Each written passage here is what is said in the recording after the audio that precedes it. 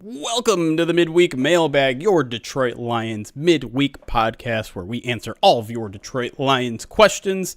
My name is Jeremy Reisman. I am the producer of Pride of Detroit. You can find me on Twitter at Detroit Online again. And with me, as always, to help answer your questions is the senior. I was almost going to call you senior editor. I got my podcasts mixed up. I almost said general manager. What do you do for us? General manager. That's right. All right, fine. GM. We'll call you the GM of Pride of Detroit. You can find him at Erik Schlitt on Twitter. Erik Schlitt is here. How we doing, buddy? I'm all right. I feel like I'm starting to relax after the Sunday night game and turning the page to Jacksonville. Yeah, I was saying during the main POD cast last night that I still felt like there was some adrenaline running through me after that game. And I think part of that was sleep deprivation as well as no one wants to hear my sorrow of stories like every beat writer wants to talk about. Oh, my God, it's so hard on whatever. Who cares? Yeah, I got 2.5 hours. Let me tell you about it. Right. Yeah, no one has any sorrow because we have the best job in the world. Sorry. But yes, the Lions are 8-1. They're coming off a pretty miraculous win last week. And there is a little bit of a reprieve in their schedule. It doesn't mean, they're guaranteed to win the next 3 games, but it's against teams that aren't doing too well. And so hopefully it's a chance for us all to recuperate here a little bit, catch our breath, and saddle up for what should be a pretty outstanding finish to the regular season and playoffs as well. But we are here to answer some of the questions to help us along that trek. And we're going to start with a couple of questions from our Pride of Detroit Direct subscribers because they're special. We love those people.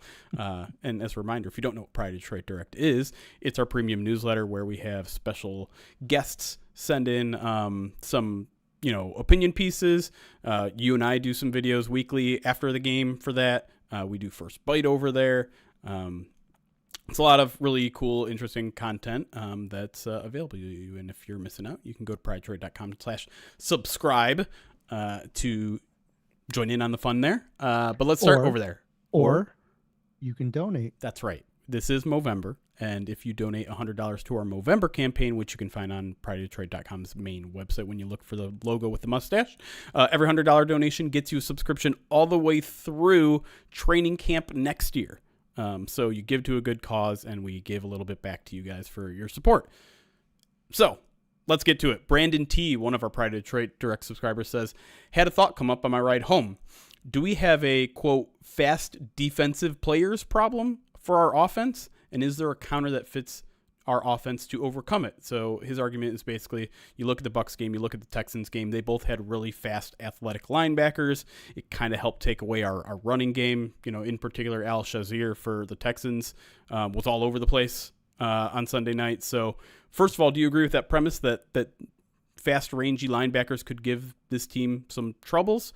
And if so, what is your kind of remedy to that situation? Can the Lions remedy that situation? Yeah, I don't think it's a problem. I think this offense is built to beat any defense. The trick is just not playing into those defensive strengths. A lot of times they'll try and run stretch plays because they think our athletes will out-athlete you. And that's not always the case. When there's other ways where you have a clear advantage, I would want to lean more towards those avenues.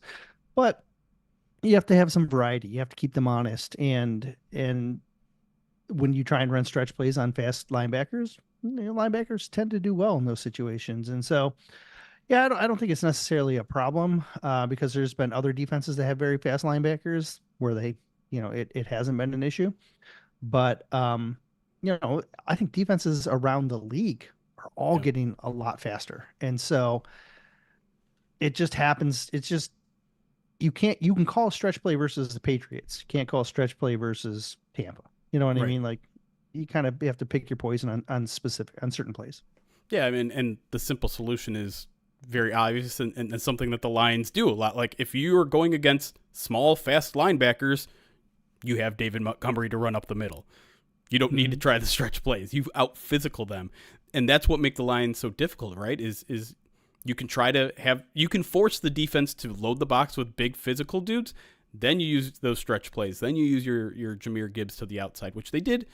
I mean, they actually did find some success with that towards the end of the game on Sunday night. Yeah.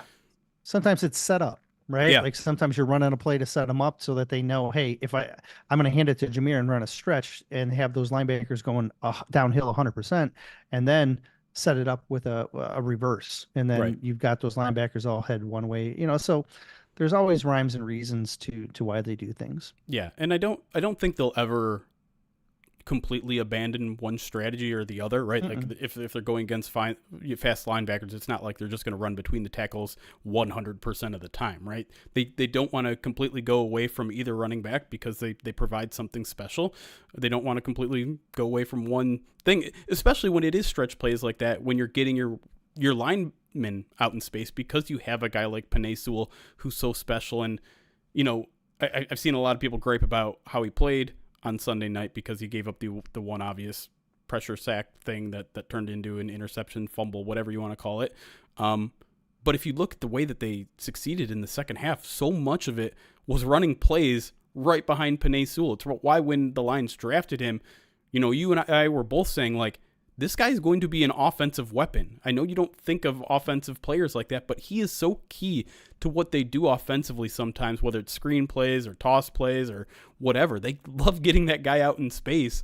And I think Dan Campbell talked about it once. It was that one play where Sewell was all the way out to the boundary. Like he was at the sideline and Jahmyr kind of like did a cut in, then did a cut out and almost took it all the way up the field and just like had a couple inches. Like that's a prime example of why they're not going to ever go away from those stretch plays completely, is because they have a lead blocker that is unlike anybody else, that is willing to go play sideline to sideline.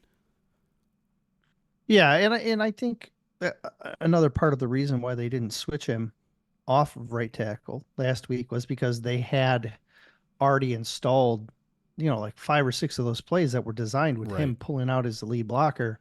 And it'd be a shame to just take those out of your arsenal, by moving them. Because if you flip him to the, it's not like you can just flip him to the other side and then run it in reverse, because you've been practicing it one way. You have certain guys in certain spots. You can't flip everybody. So, he's. I'm sure there's chapters on plays where Penei is somehow getting in space to free up running backs behind him. I'm going to jump to a question from Ash Soden here because it's kind of on the same topic. He says, Skip struggled at left tackle. Was that a product of facing a good Texans pass rush, or is it fair to admit he's best in that 6 offensive line role, and there will be a shakeup on the line if Decker is still out on Sunday? For example, Sewell at left tackle, Jamarco Jones or Sorsdal in the starting lineup. You addressed there like why Sewell didn't move to the left last week, and Dan Campbell more or less confirmed that on Monday, which he pulled out what I thought is a great Dan Campbellism. Like the hay was already in the barn is what he said by the time the injury happened late on Thursday, during Thursday's practice. I think you're right. Like there was already too much installed in the offense. They probably felt pretty comfortable. I mean, I think they knew Dan Skipper was going to be in the game, and Dan Skipper practices plenty at both tackle spots. So they were cool with just running with that. They were comfortable with the game plan at that point. But I think it is a fair question, first of all, to talk about whether Skipper deserves to be the backup swing tackle right now, and if now, with potentially a week ahead of them, and we don't really know what Decker's future is for this week in particular. Dan just basically said he's questionable in day to day, and that's all we know. So what do you think the Lions' plans are if Decker can't go this week?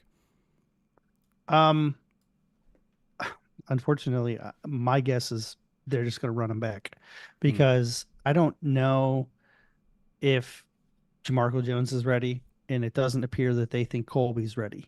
Right. And so I think they would just run it back the way that they have it. And I know that's not ideal, because yes, he is not a great replacement level player. On average, Decker gives up around a pressure around about every 10% of his pass drops. Skipper gave up 30%, one every 30 on 30%. Like it's he was 3 times worse on pass drops. So like it's a big drop. It's a very significant drop. Yeah. But I also don't think they have another option, at least that I know of, because I haven't seen Colby practice in 2 months. I haven't seen Jamarco practice since training camp. So it's like I don't really know. Right. I have to assume that if they played Skipper, it's because they believed he was their best option and they would roll with him again. I also don't like the idea of switching Panay. I know people are cool with that, and I get it. I feel like you have so many things installed. And look, it's not like you're just installing like 65 plays for this upcoming game in this week. You're doing these things weeks in advance. Like you've Right. already got a whole bunch of stuff Yeah. installed already with That's a good him on the point. right side. And it's I'm not a fan of just messing that up unless it's unless Decker's going to be out like long term. Yeah, I'm with you that I think the lineup is going to be the same. I do think there's a chance they move Panay to the left side. Um, but there is questions like, can you even run the same plays just on the left, right? Like, because it's not just about Yeah. what he can do, what Panay can do. It's what Graham can do versus Zeitler can do, right? And those are two different players. Yes. Um, Very. but the one thing that I will say, I think it is fair to say that Skip struggled a little bit because of the Texans pass rush. Like it's not.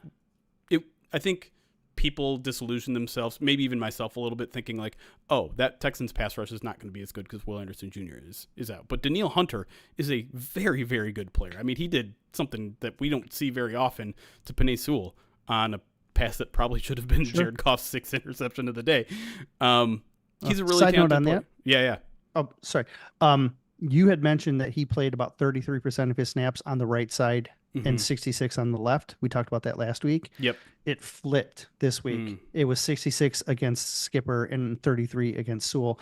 And so that was purposeful, obviously, as well. Like he doubled his snaps on that side to try and take advantage of Skip. Yeah, and so I mean it's a really talented defense. They were able to create pressure with only 4 most of the game. They didn't send a lot of blitzes. And it's worth noting their upcoming opponent, Jacksonville. They have a couple good edge rushers, right? Like they have Josh Hines Allen, they have Trayvon Walker. But as a team, their pass rush win rate is literally 32nd. As a team, their pass rush grade per PFF is in the 20s. It's not the same. Like they have individual okay players, but it's not anywhere close to the same level as Houston, not to mention the back. I mean, this is one of the worst defenses overall in football. And so the Lions will be like, one of the things that I think the Texans did effectively that helped their pass rush was take away the short stuff. I'm not sure Jacksonville's capable of doing that. No. I want to support what you just said there as well. Trayvon Walker, according to Next Gen Stats, has 38 pressures. Hines Allen has 42 pressures. Together, those two make up 68% of the Jacksonville pressures. So yeah, no one else is doing anything. Yeah, you've got 2 other guys that are in double-digit pressures, and everyone else is like 5 or below. Yeah. So give a little bit of help on the edges, and you should be okay. Pretty much. All right. Let's jump back to Pride of Detroit Direct here. A question from Ben B. I think this is kind of an interesting one because flex scheduling is something that's relatively new, and I'm not sure everyone entirely knows about it. But he asked, looking ahead on the schedule, can you discuss the likelihood or lack thereof that the game against the Buffalo Bills could be flexed to Saturday or even Monday? It would be great to hear you and the guys take a deeper look at the NFL process on this. So we're talking Week 15, a game that is currently scheduled to be on CBS at 4:25. It's a home game. Bills at Lions. Now, to be clear, I believe the chance that it's a Saturday game is literally 0. There are 0 scheduled Saturday games in Week 15. I know that at some point there are some Saturday games, but there isn't for that one. So the question is whether this can be flexed to Sunday Night Football or Monday Night Football. The flexing rules have been ever changing. What I can tell you about the process really quick before getting into whether this will be one of them that gets flexed or not is that with Sunday Night Football that late in the season, they only need to give a 6 days notice. So if that game gets flexed to Sunday night, they could do it the Monday before. If it gets flexed to Monday night, it's a little bit different because it's a full day difference, and I believe they have to give a 14-day notice for that. So we would have to know that in a week or two, essentially, if they were going to do that. Now, probably not going to happen.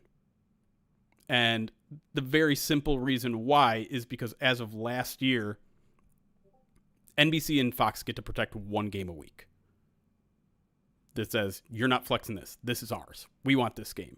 And you can tell if it's already in that 425 spot by CBS, game in Detroit that is typically played at 1 o'clock, that's a game that CBS wants. And if you look at some of the other CBS games that are on that week, Chiefs-Browns, probably not going to get held onto, even though the Chiefs are a money bag. Ravens-Giants, again, one good team, one bad team. Dolphins-Texans, not that great. Colts-Broncos, terrible. Patriots-Cardinals, meh. So I would believe CBS is just going to hold on that game, and you can pretty much bet on it being a 425 game. Now, don't take that to the bank completely, because first of all, I'm assuming you're asking this question because you might have a ticket to that game and you don't want to see it get moved to Saturday or Monday to change your plan. So don't take my word as complete gospel, but I would say I'm pretty confident that game and time is going to stay where it's at. I want to look and see when so the Eagles Steelers game's on Fox. Yes. So yeah, because that is another game that I think could be entertaining. Yeah. They might try and move that, but I can also see Fox protecting that over one of the other games that Fox has. So, my guess, yeah, I'm with you. It's my assumption that you're not going to flex any of the games up until that Bills game, and that is going to probably get protected. I don't know if they would flex the Bears. The 49ers is already on Monday night, and then on that short with the Vikings, then in the last week of the season, that's not going to get flexed to Saturday because the Lions are playing on Monday. They wouldn't do a Monday Saturday. That would be hopefully cool. Yeah, hopefully. I could see that game getting flexed to Sunday night. Sure. It's depending on what playoff implications there are, but yeah, I don't think the Lions, they have so many other primetime games, and I think they're so good in the slots that they're in are all kind of protectable slots, right? Yeah. So, yeah, I don't think flexing is necessarily going to be something unless something wonky happens, but it doesn't, nothing jumps out at me and says that's the game that will probably move. Yeah, I mean, it's worth noting that of these, 8 remaining games? Is that where we're at? Yeah, 8 remaining games. 2 are in primetime. 1's on 11. Thanksgiving. They have 11 remaining games. That's right. Those last 3 are all going to be primetime, so you don't have to worry about that. But yeah, 3 of them are already kind of locked into where they are with a Monday night, a Thursday night, and a Thanksgiving game. So the lines are plenty. They're going to be plenty on your TV. And yeah, maybe one gets flexed here or there. Week 18 is always difficult because they're looking for a game that's guaranteed to have playoff implications, and that could come from like a matchup that doesn't look that appealing now, but will in whatever 8 weeks or wherever we're at. All right, one more, and we're going to go back to the offensive line for this one. From UK Lions asks, how does pass protection stack up to last year? It feels like there's been a few blips from Decker, Ragnow, Zeitler, and Sewell, whilst Glasgow seems to also be having a down year. I don't know. I haven't really thought too deep on that to a point where I would compare. I can tell you that the offensive line rankings typically had the Lions at 2 last year behind the Eagles. They did drift to 1 around this point. This year they've been at 1 the last several weeks. So, I mean, I think we're splitting hairs a little bit on whether or not they're really better or worse. Obviously, I think with the offensive line being so good that this fan base in particular has gotten smart about what to look for. Yeah. And so they've been looking for more faults or looking for more, potential, like what are they doing right? What are they doing wrong type of thing. And so I think maybe it stands out.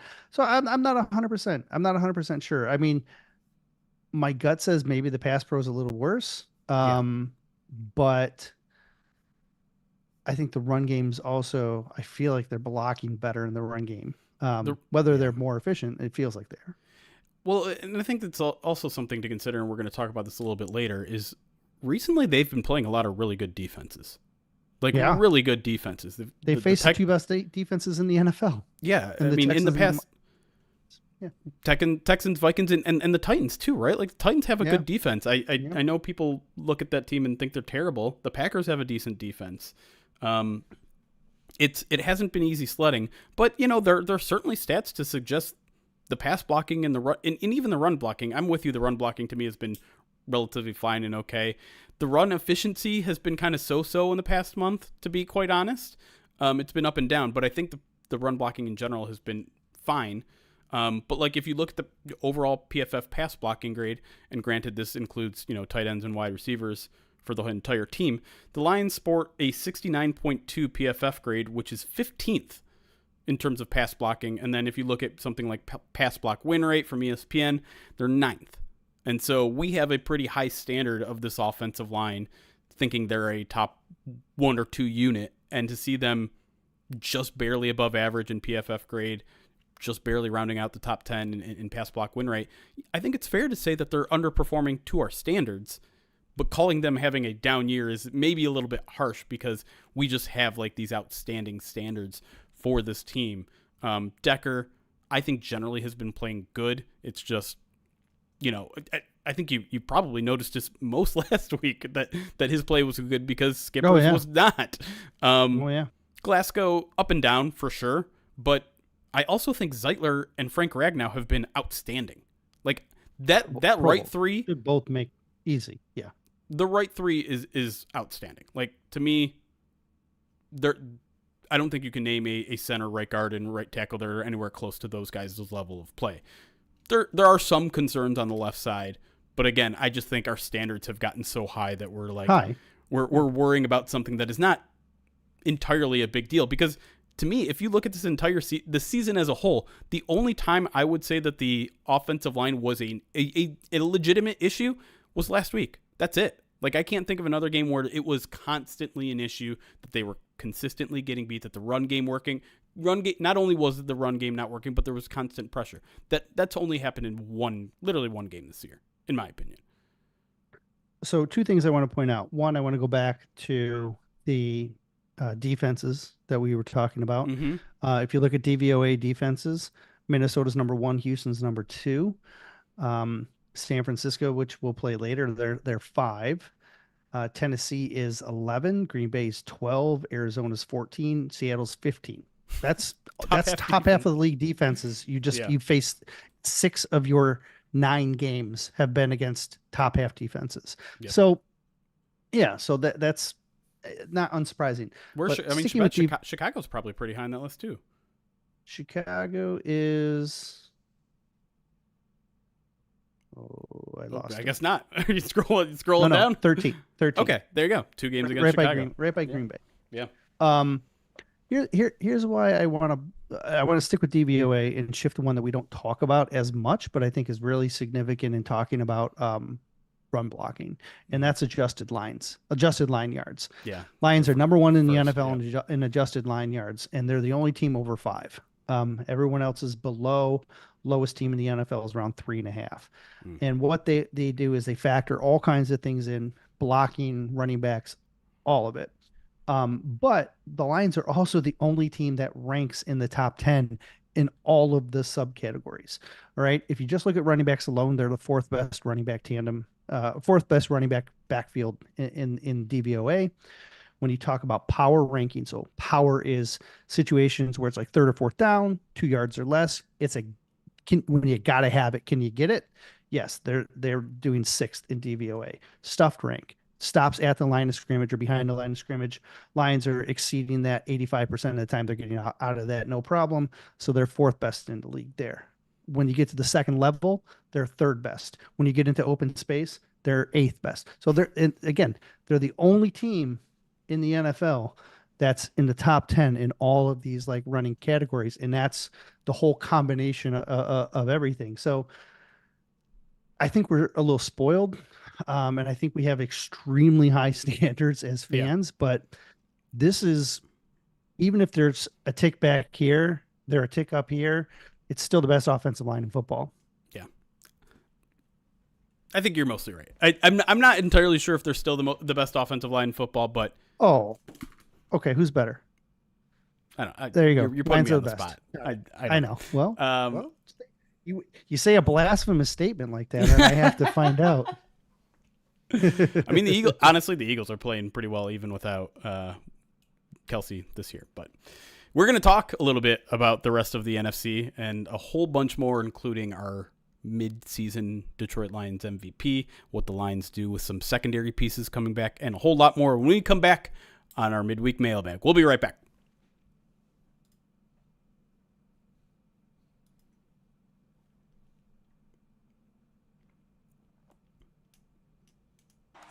Okay, we are back. Oh, you're Ryan. Hold on. Let me make sure you're not Ryan anymore. Minnesota in adjusted line yards. They're the best offensive line we've faced. Minnesota at 5. Defensive line or offensive line? Offensive. Okay. Offensive line. Arizona Arizona all right, at 9. Arizona's 9? Yeah, Philly's 19. Interesting. Mm-hmm. Yes. I did hit record this time. Hot One stream is Saturday, 7 p.m. Are you coming, Erik? I don't think you've been included in the conversation. I don't have any supplies or anything. So, is it fine. A location? Yeah, we're gonna hang out at Morgan's place. Oh, I don't know. I don't know what my schedule is. I mostly assume I can't make most of these things. Let me get through some alerts. I missed some alerts last night. That is regrettable because I know some of y'all were asking me questions to answer, and I just spaced last night. So apologize to those people really quick. So I'm going to try to go through it all now.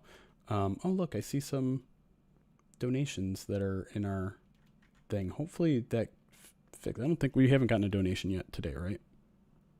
No. Okay. Anyways, yesterday Josh from Mercer donated 100 bits and said 5 eggs for Jeremy tonight and 5 eggs for Ryan or Chris if either of them want to participate. Sorry, I missed that. I feel bad, but I know you messaged us today, and we'll talk about that in a second. Josh from Mercer, another 100 bits says you have to give me and my fellow vets some eggs tonight. Again, I'm sorry I missed that. I dropped the ball. Uncle T-Rap 40 bits says, did you guys see that Russell Wilson dime to win the game yesterday? No, you really tested my memory. Fell asleep. You fell asleep. I fell asleep during the game too. What game was this? Oh, the game before. That would have been Sunday. Yeah, he threw one to Mike Williams. Yeah, left corner. That was a really good catch by. Line. Yeah, that was a really good catch by Mike Williams. Good throw, good catch. Like literally, not looking back, looking over his head. Very good. Nick the Greek had 100 bits says, Jamison Williams is Ben Johnson's concealed weapon. It's pretty good. I'm not gonna lie, it's pretty good. Another 100 bits from Josh Mercer says, can we please just acknowledge that Danico Autry's face mask on Sewell that caused the second tipped pick? I don't need it to be a big deal. I just need one person to even acknowledge how egregious that was. I didn't see that. Do you want to look at it real quick? I saw a handful of penalties that didn't get called, but on both sides. And so I was just kind of like, yeah, I'd rather have 4 penalties in a game than 10. You know what I mean? Like, I'll be honest, I have not rewatched this game yet. In fact, I've kind of been slacking on my rewatches. I think part of it is November is just a lot of preparation and stuff that I haven't had a ton of time. I rewatched the first 3 quarters of it and then had to take my kid to theater. And so I haven't watched the good part. You missed the fun part. Yeah. Yeah, and I was gonna try and finish it up today, and I shifted hard to Jacksonville, trying to get my ring wrapped around them. All right. Someone else, I saw it a couple times, wants to look at the Vaki play too. Okay. The Vaki tackle.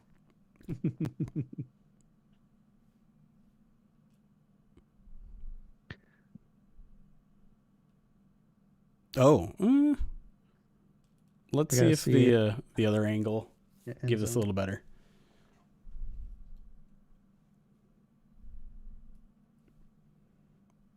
Okay, good. This is the angle I was hoping for. Before we go, let me slow it down a little bit.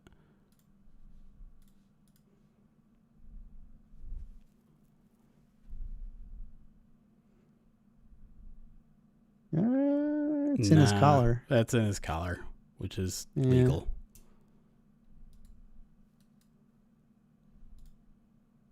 His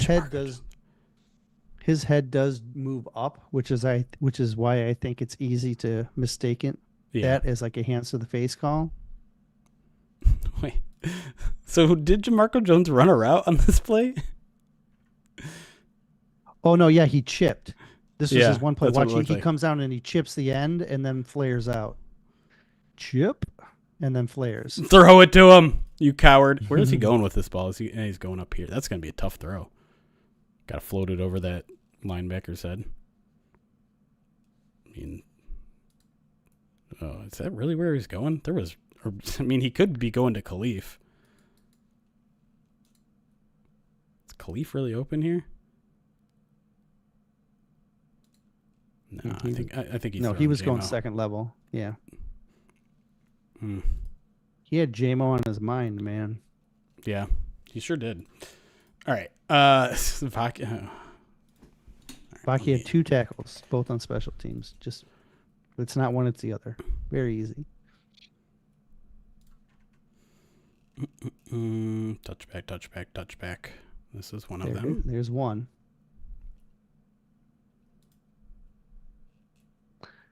That was the other. Vaki right there. It might have been. Vaki. Yeah.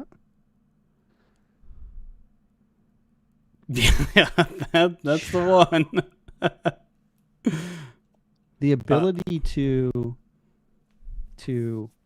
hold your block off with your right hand, Who's and 47? then keep that left hand free. Who's 47? Is he that? It's the new linebacker. Mm-hmm. I didn't realize he was the PP for this game. Obviously, they needed a new one with no Jalen Reeves-Maybin, but hadn't even crossed my mind.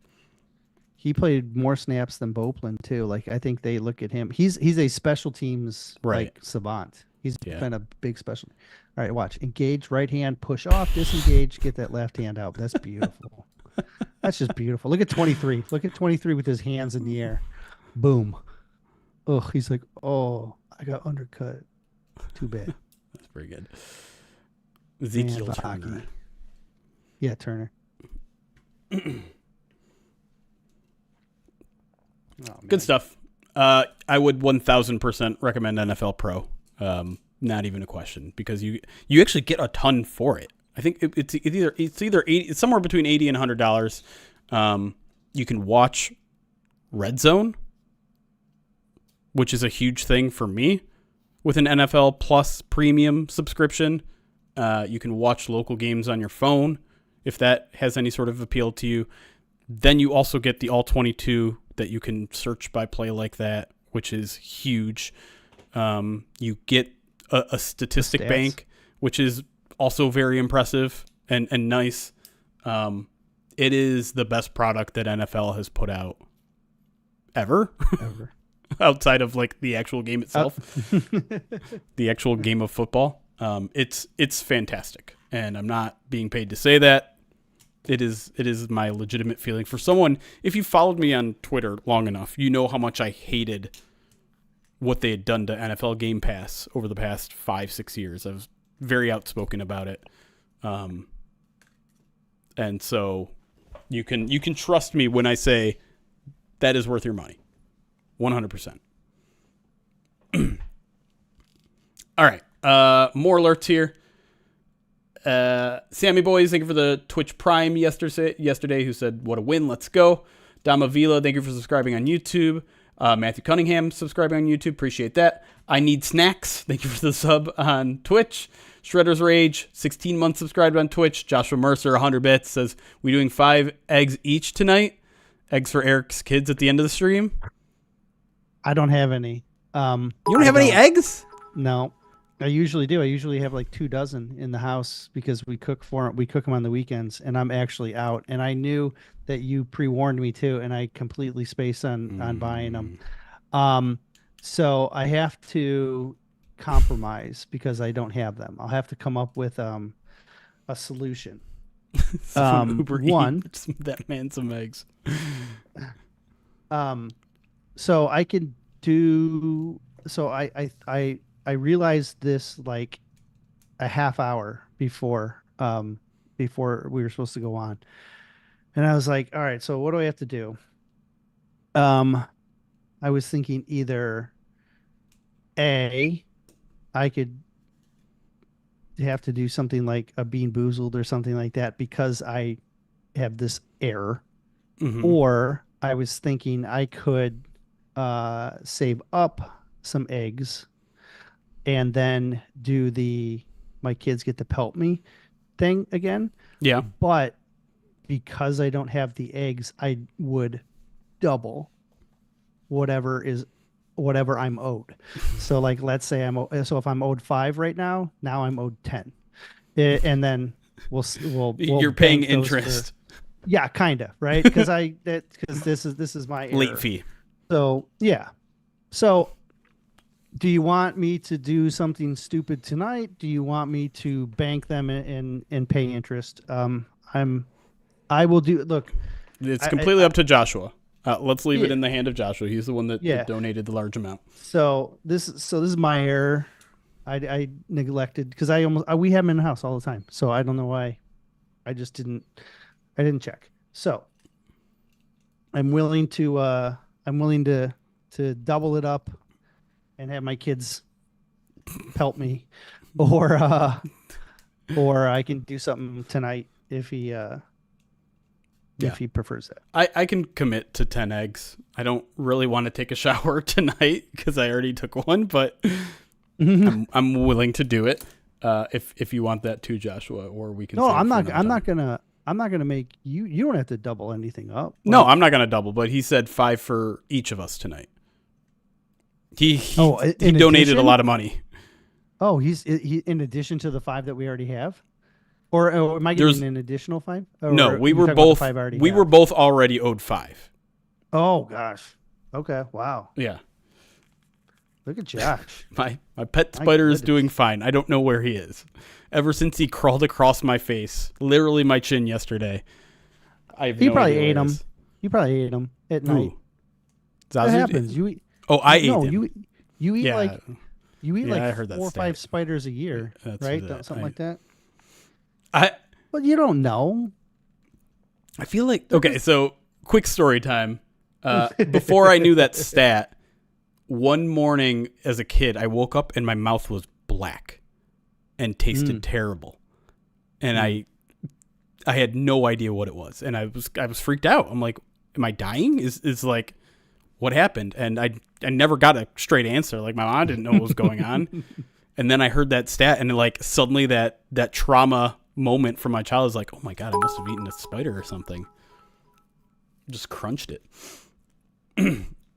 Joshua says, right. bank and them. interest the eggs right. from wife and kiddos. I use all of my donation rewards for this. All right. It's funny because there's so many other, like, I feel like I need to up my reward game because like no one uses not a lot of people use the podcast appearance. We've had one or two throughout the years. Not a lot of people do the write for Pride of Detroit, write an article for Pride of Detroit. No one has, this is the second year running we've done a cameo style video, and no one seems to have interest in that, which means I'm probably never going to sign up for Cameo, which is fine. I don't, that feels weird anyways. But yeah, maybe next year I got to come up with some better rewards, or maybe just take eggs off the board completely because people seem a little too enthused about that. Well, you know what? I have my youngest now. Last year, my youngest was sleeping, right? When I did I did them last time. And my oldest took a couple shots at me, and really Harper was the one who just threw about 2 dozen at me. And I mean, I still have the video of that. She was full on Nolan Ryan pitching them at me like from 4 feet away. And but now my youngest is 4 and of the ripe age of thinking that it would probably be hilarious. So now she's going to get in on the action as well. So, yeah. That'll be fun for her. Make some memories for my kids, and then never do this again. That would be awesome. Or every year until we're both out of jobs. All right. So 10. So that's what we settled with 10. 10. I'm going to put that on my board at a later date. In case none of you, I don't think I've explained what we're even doing or raising money for this stream yet. We are raising money for the University of Michigan Rogel Cancer Center, which is a center that not only treats cancer, but is kind of one of the head Michigan hospitals in terms of cancer research. They're right in our backyards. I've already talked to a couple people who have actually gone there or had loved ones gone there. If you ever want more information on it, you can go to our website and look for the mustached logo. We have some information on that charity there. We're probably at some point going to have someone from the hospital on one of these streams to talk about it. But it's a really important cause. Obviously, cancer is something that affects everyone, and they're one of the best places, if not the best place locally that handles that. So if you want to donate, donate for our live viewers. That'll get you a link to our specific charity drive. And there are a whole bunch of things that you can cash those in for. If you donate $25, you can get me to write something on my head during the stream. If you donate $50, you can mute one of us or make one of us talk in ASMR for a minute. Whole bunch of other stuff there. $300 is the egg one, so that's why we were talking about getting smashed with eggs. A couple more alerts here, and then we'll get to some of your guys' questions here in our live audience. Excuse me. The Pintar, 17-month subscribe channel, says, how many picks will Kirby end the season with? Is that 5? 8. I was going to say 8 too. I think that's a fair number. So only 3 in the final 8 games. Because we're just talking regular season, just 8 games. Relax. You don't need to say 11 again. Well, let's consider really quick the quarterbacks. So this week, you might get Mac Jones. Next week, you could get 3 just this week. we need a Mac Jones revenge game. We're putting all all these streaks we're putting to rest this year. The Seahawks, the Cowboys. Even last week, the Texans. The Lions had only beaten the Texans once in their history. Let's put that Mac Jones game that none of us want to remember behind us permanently with a. So you have Mac Jones. Next week after that is what's his name? Flacco. Colts. Yeah, well, maybe most likely Flacco. We'll see what happens. Then you have the Bears. The nice thing is you could have, and then you have quarterback controversies now. Although it could be Tyson Bagent. I was gonna say you stepped on my joke. I was gonna say then you get the Bears. That's Tyson Bagent. Jordan Love, Josh Allen, Tyson Bagent. It gets tough after that. 49ers. Why can't I think of his name? Not Garoppolo. Purdy. Yeah. Nice thing is, Sam Darnold has looked more like Sam Darnold. He has, but also coming? But here's the thing: if only Jared Goff would not have had a 5 interception night, we could make more fun of Sam Darnold and his 3 interceptions in their very uninspiring win over the Jaguars. It's not just one. It's 2. But it's 2. A couple of games. It's only 2. Mm-hmm. I always enjoy looking at the other reacts questions. Okay. Mm-hmm. This will be second week in a row we talk about reacts. But I always enjoy looking at the other teams, what questions they're trying to ask to their fan base. Yeah. And one of the Vikings questions was, is it time to bench Sam Darnold? Oh my God. Like, yes. I'm like, what? Yes. What's their other option? Is it back to what's his name that they used last year? I don't know. I haven't paid attention. Yeah, him. What's his name? That kind of torched us a couple times, but also threw like 50 interceptions. Mullins. Mullins. Yeah, there you Mullins. go. It is Candlesticks, Mullins. got it. It's either Mullins or Brett Ripien. My favorite one, though, is the one I sent you last night, Oh, which yeah. is What from was that? the Jacksonville writer. That's right. The Jacksonville writer's first question was, will the Jacksonville Jaguars beat the Lions? And the second question was, essentially, when they don't, should they fire their head coach? Right. It was when should they fire? Yeah. When should they fire the head coach? After the Lions game? Lions game or later? Oh, man. Just conceding it already. Yeah. Right. That's awesome. Yeah. I'm excited. I'm very happy that the Bears fired probably their best coach on their team right now. I was like that. You big Shane Waldron guy? Bears. I like Waldron. I like Waldron better than I like Eberflus. I feel like Shane Waldron was a guy that we were talking about a little bit for Lions offensive coordinator back in the day. Well, did they interview because him? there's a Rams connection, right? Because he used to be part of the Rams, and so he would have been in the mix. Did he catch an interview? I don't think so. Yeah.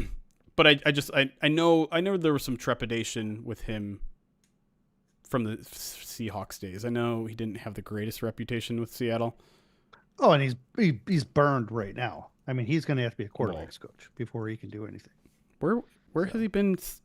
Is it only been Seattle, or did he go elsewhere after Seattle? No. He went. But he was getting credit for like Geno Smith's kind of renaissance. He just got hired. They hired him less than a year ago. Right. Well, that's why I tweeted out what I tweeted from the Pride Detroit account. I was like, oh, yeah, the Bears' long-standing offensive problems, probably the guy that you just hired back in January. It's his fault. Does Waldron's phone work? That's a great question. That's a deep cut. I'd call him. Hey.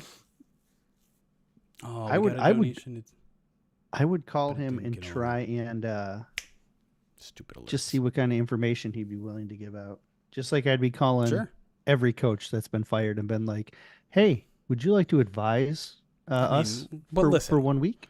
Do we need the help with the Bears offense? No. That's what I'm saying.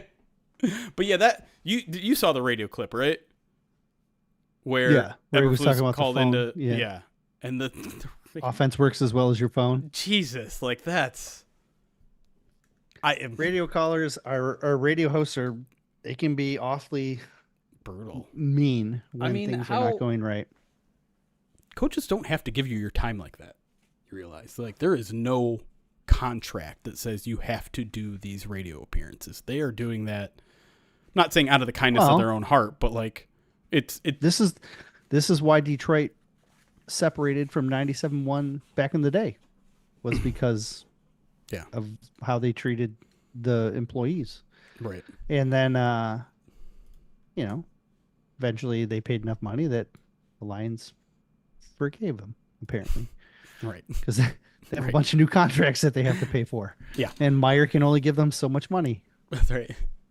So thanks for the upgraded facility 97-1. Thanks for that's why you can sign like 4 guys in an off season. Right. Can we stop and talk for a second about the fact that I absolutely love that when Jerry Jones says that you can't do something, the Lions have done it. That's my favorite thing this year. It's happened so many times. You can't, Erik, you can't sign 3 players in an off season. Oh, the Lions. I forgot about that one. Yeah. Oh my God. Erik, that needs to be an article. If you turn the ball over 5. Erik, that needs to be an article right now. The Detroit Lions keep proving Jerry Jones wrong. Oh, that's a headline. No one steal that. If you're writing for another media, don't steal that. We're writing it for tomorrow. Yeah, it's every time he talks, it's something the Lions have already done this year. Honestly, the thing that killed me the most was that they had a literal shade in the press conference room protecting Mike McCarthy during his press conference 24 hours after the whole listen, Sungate is kind of, and I don't know if people are calling it Sungate. It's just what I'm calling it. And if you don't know what it is, basically like the sun going through the stadium, blinding the Cowboys' own players. It literally was it CeeDee Lamb? I think it was CeeDee Lamb. Yes. Wide open in the end zone, completely loses the ball. This seems to come up every single week with them, that the sun thing, and they're not doing anything about it. And in the grand scheme of things, Cowboys have way bigger problems, right? Like this isn't the reason they're a 3-6 team or whatever they are. They're terrible. Their roster is terrible. Everything's fall apart. But this is like the easily the most preventable thing. They literally put shades up during concerts because they don't want the glare to go in people's eyes when they're watching. And for some reason, Jerry Jones is just stubborn as hell, doesn't want to put them up. Well, and then like you've known for a little less than a year where the sun is supposed to be. It's this argument. You know where the sun's going to be. I'd argue it's been a few thousand years that we've known where the sun's going to be, but that's just me. There was some podcast that was reacting to that. Like, yeah, the Mayans knew that too. That doesn't like. It's true. It's true. Yeah, they had sundials. So, like, what? You're just not supposed to run any offensive plays in that section of the end zone? You can't have any routes run in that. You have to completely cut out any plays where you have a receiver running in that spot. They're gonna have to pick which direction they want. Like if they lose, it's whether or not they win the game is purely based on the coin toss and which side of the field they pick at which time of the day. That's really what it's come down to. I don't know. He started talking about the moon and stuff too, which I did not understand. I was like, Jerry is losing his mind. He's it's just a lot of fun. The stubbornness with people like that it just absolutely amazing. Like there's no reason for him to dig his heels in on this, and he will, and he does, and again, like that's. To me, like the problem is that he's stubborn. It's not that he won't put up that for the shade because, again, it does affect both teams. Whatever, it's fine. But his inability to even look at a situation like that with an unbiased objective eye is a huge problem when it relates to everything else, right? It's also like. Bad for the players, right? Bad for like his own players don't want to have to deal with this shit. And there's the other thing. I can't remember who wrote about it, but there's that thing where like they have people touring the facilities while the guys are like in the locker room, like peering through windows like they're a zoo. Like how it's so dehumanizing. And I mean, I've never in my life felt more comfortable and fortunate that of Lions ownership. Like, we need to sit with that for a second. Of like, the Lions have way better ownership than the Dallas Cowboys. And listen, I understand Jerry Jones is probably doing what he wants. Is probably happy with the job he's doing because he's raking in billions and billions of dollars, and massively profitable. You know, it's one of the most notorious, successful sports franchises when it comes to the bottom line. But if you're a fan of the team, you don't care how much the team is raking in every year. You want wins. How long it takes to put the shades up.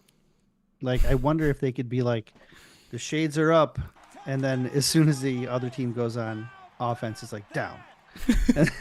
Right? Fans just need to like mutiny and just bring, like, if everyone brings in like a blanket this big, just hold it up, like staple them together. Create a chain.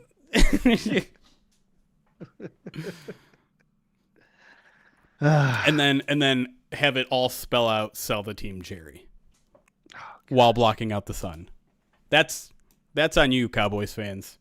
If you want to call really yourself America's team, you got to do that.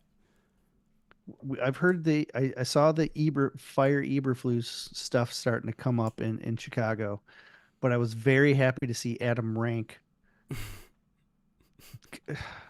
go on his podcast and say he's been told they're not making any changes at GM or head coach, which I think is hilariously awesome.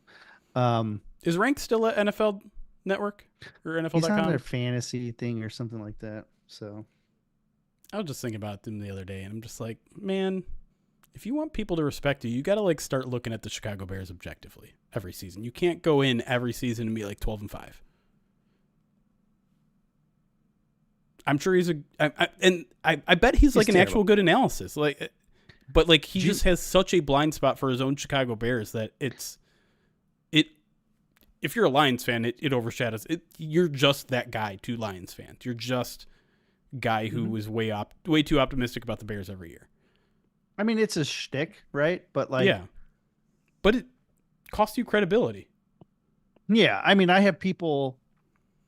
had more than one person tag him when he does his rankings and say, here's the last 3 years of your predictions, and here's the last 3 years of Erik's predictions, and why do you have a job? You know what I mean? Right. Now, I hope my predictions are wrong this year because you were too bearish. I had too many losses. Yeah, Man, I did too. I was 12-5, I think, or was I may have been 11-6 this year. It's terrible.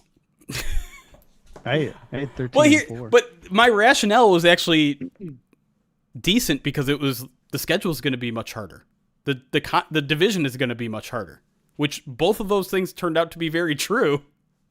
I just underestimated how good the Lions were. All right, we're still not through alerts. We need to fly through these so that we can get back on track here. Joshua, thank you for the 200 bits. I think we already addressed your two things. Darth Blod, a 12-month subscribe to the channel, says 8-1, let's go. Matt Sick, 27-month subscribe to the channel. Appreciate you, buddy. Light Horse, 26 months, says let's go Lions.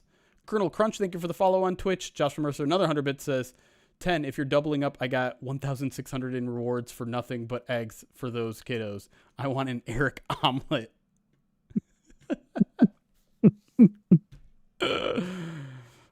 As long as you're being on, I trust you, Joshua, that you're keeping tabs because I'm not going to keep tabs on all of your very generous donations. I wrote mine down. I have 10 okay. right now. So Steel Lions, 22 months, says, would you want the head coaching job in Dallas?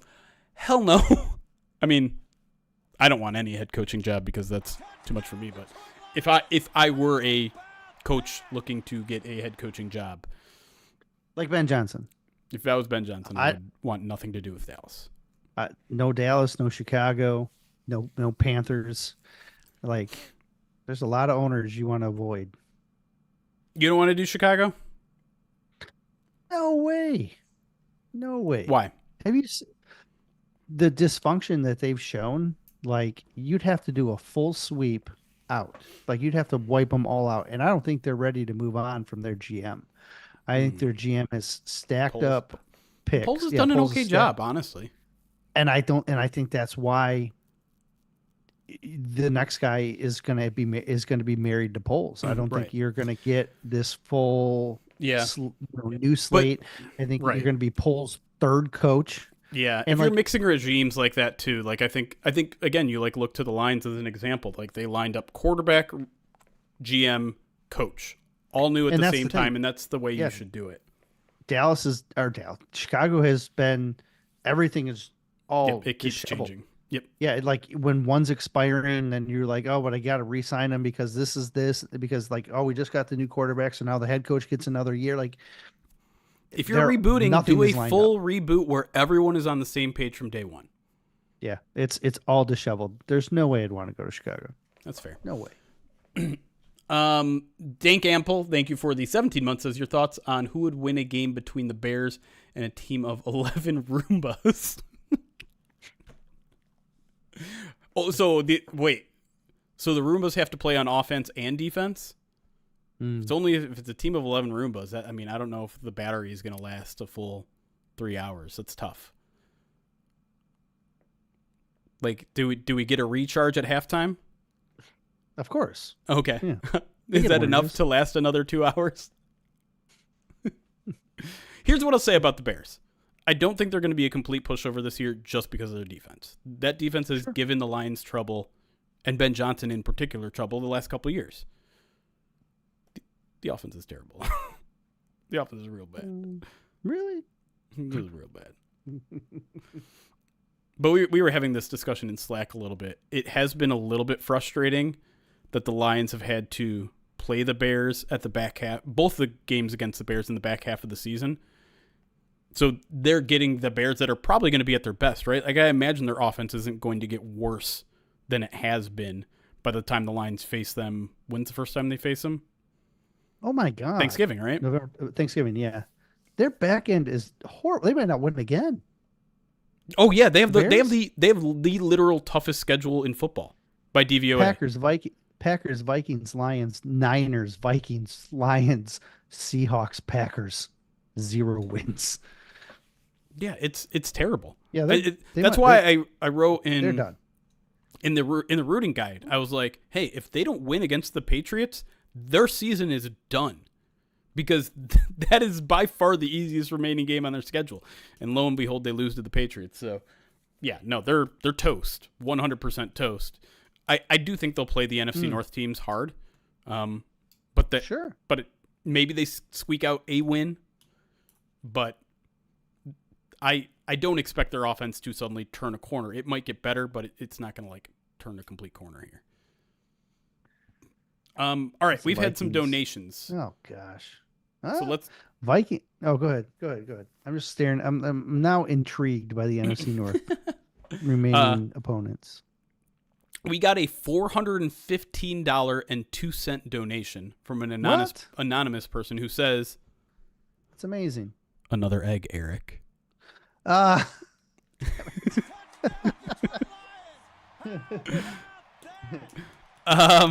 Ryan, we're gonna have to negotiate here, because Ryan A donated $25.43 and says Jeremy Wright, Master Bates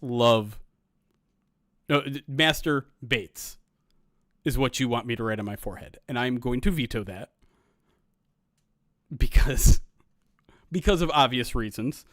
If you want me to write I heart Bates, sure, but come on, be reasonable here. I see what you're doing, and it's funny. But I'm not going to write that. I made it 12. I doubled it. Okay, you jump. What? I'm assuming it's you, RGA, right? If I'll give you a second chance. Whatever you want. Mr. Bates is fine. If you want me to do that, I'm definitely not going to do that, Ice Cecil. Chad is giving you some suggestions here. I'd do that, D Lions, if you want me to just reverse the order of those words. That's better.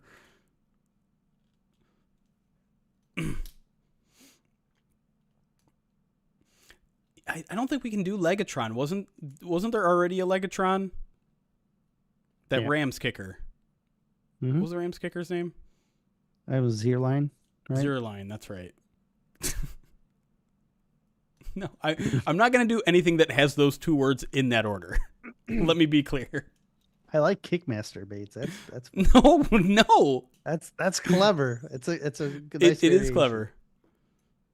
Mr. Bates or Pull. Do you want me to spell out Mr. or just MR? And I think that has us up to date on donations. We are only $120-ish away from another spin on the Wheel of Pain. So if you are interested in seeing me spin that again, not too far away. Jill is on top of it, $119.56. All right, we'll just do MR. Oh, gosh. What? That's a big M. That's pretty thick. The pen's starting to not work as well, which means my forehead oils are all over the felt marker. There you go. Not bad. Joshua Mercer 100 says Captain Bader. No, too late. JT Sam, 27 months says, could you rank the top 10 players from the 2023 draft? Want to see how many Lions players would make it in your opinion. Oh, jeez. Make me pull up the entire draft. I mean, we're not even a full year into that draft class. I'm sorry, we're just barely a full year. I'm just going to peruse it real fast. I think, look, just right off the bat, you have to think Stroud's probably still in that conversation. Will Anderson's still in that conversation. Devin Witherspoon maybe still in that conversation. Jalen Carter probably too. Bijan's having a... I just looked at this last week. Bijan's having a hell of a year. He's actually PFF's number one running back too, and on top of like the base stats too. I mean, him and Gibbs were just unicorns in a lot of ways. Is it I haven't followed McDonald, but I feel like he's Will McDonald? Well, maybe it's just because I've seen him in prime time like a million times. Maybe Zay Flowers. I think Mozzie Smith. Oh wait, no, he's not doing well. No, Mozzie's been terrible. God. Honestly, like Brian Sam Branch might be the only one. Oh, Branch. My God. I'm not sure if I have Laporta or Gibbs in the top 10. It's close. Both those guys would be like right near the edge. Because like I think Stroud, Will Anderson, Bijan. Branch might be better than Stroud. Just saying. I do think it might be Will Anderson, Brian Branch. You think so? You think he's better than Stroud? He's unreal, man. Unreal. But you have to. There has to be at least a little position value here, right? Like Branch is. That's why he went 45th position value. Right, and I'm only saying this because like getting a franchise quarterback is more important than getting arguably a top 3 safety in the NFL already. We're not talking about that though. We're talking about just best players, right? But I'm assuming this is like a redraft. Like if you have nothing, I'm looking at who's the best player. Who are the best players? Oh, is Puka's in this draft too? Forgot about that. Yeah. Tyreek Stevenson. Wasn't he the one that was supposed to guard the Hail Mary and didn't? Wasn't that him? Oh, yes. Yeah, he's still great. Well, here, let's answer the question a different way. How would you rank the Lions draft picks in terms of talent wise? Branch is 1. Mm-hmm. Keep going. Gibbs. Ahead of Laporta. Is 2. Then Laporta. Then Jack. Who were the other guys? Well, then you had Broderick Martin and Hendon and Colby and Antoine Green. Yeah, so you can pick them on those, but I think of the four starters. Yeah, I think Branch that's right. player. Branch, Gibbs, Laporta, Campbell. That seems right. I think Gibbs and Laporta are very close, but I had Branch's number 12 overall, and that was factoring in positional value. And I didn't like that I put him outside of my top 10. I was not happy with it. And I think he's exceeded my expectations. Yeah, no question. I mean, the wild thing about it is that we're talking about him being a top 3 safety in the NFL 9 games into him playing safety. Yeah. He's it's okay. Like the Lions have guys that could arguably be the best player at their position in the next 2 years. Like you have Penei Sewell, who may already be the best offensive tackle, maybe the best offensive lineman in football. Hutchinson was going to be defensive player of the year. He was on that trajectory. And even if he would have settled down, he's still in that conversation. Yep. Branch is in that conversation. Kirby is playing that way, but I don't know if that's sustainable. But like, and then Gibbs is all of a sudden becoming one of the best. Like Laporta. If they, I mean, Laporta's gonna you're gonna have to have like Kelsey and Right. retire and Kittle retire. But like, Yeah. if you're talking like top 5 in a position, Lions are gonna have like 8 guys Right. Ragnow, that are like right, the top still, 5 that's at their not- position today. Yeah, Right. like it's lunacy. Yeah. To think about, and then to think that they could have like the best guy at multiple spots. It's a really good roster. We've been saying it for a while for a reason. And they're Jacob, getting better. $120 donation. Gets us to 11,000. 44 cents. I don't know how many of you loving those 44 cents, by the way. It seems like it's a very odd number that is throwing off your equilibrium. Just something to consider.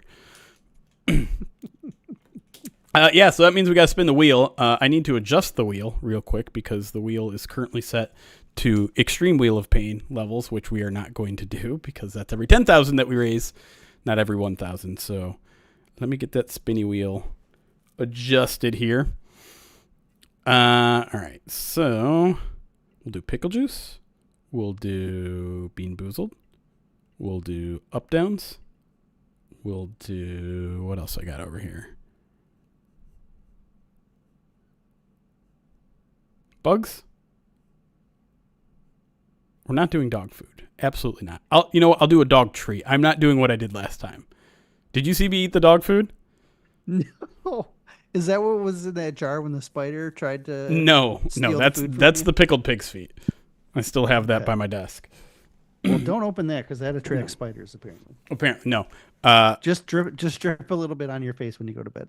I took a very small scoop of my Zazu's food, just his normal Wet kibble. food? No, Wet or dry? Oh, Dry. okay. It's I that's poured a probably little bit of milk in there and I took a spoonful, and it was one of the worst things I've done so far. He has like this salmon flavored food, first of all, which was really not good, and the texture was the worst. It was extremely hard, extremely it's dry. like wet like wet sand and cardboard, right? But it was too hard. Like I should have let it sit in the milk a little bit longer because it was like almost biting into a rock. It was terrible. Really? But I'll do a dog treat. Those I will. better, man. It is. Do I one of the promise you. greenies. I don't have a greenie. Do For teeth health? on for a little bit. Yeah. All right. Pickle juice, bean boozled, up downs, eat a bug, cat food. Or dog food, not cat food. I don't have cat food. I don't know how palatable fresh pet is. I bet it's okay. But I don't have fresh pet either. Zazu's not spoiled like that. Oh, is that the one with the commercials? I think so. Dog food and you're free. Yeah. I'm It's sure not dog that food. stuff's- Get out of here. All right, here we go. I'm sure that stuff's fine. Oh, I could do Vegemite. You want Do you want me to do Vegemite instead of dog food? I forgot that Vegemite was an option. Where is it? Yeah, Oh, it's right there. don't do dog. Oops, hold on. This one doesn't count. This one doesn't count. I forgot. I didn't update the thing. Good. I didn't want to do up tons anyways. I'm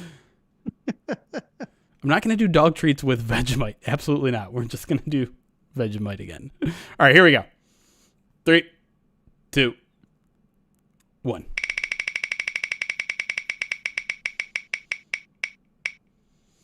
Bean boozled. All right. Where's my opened case? Where is it? I have the old ones. We could do the old ones. Do the old ones last?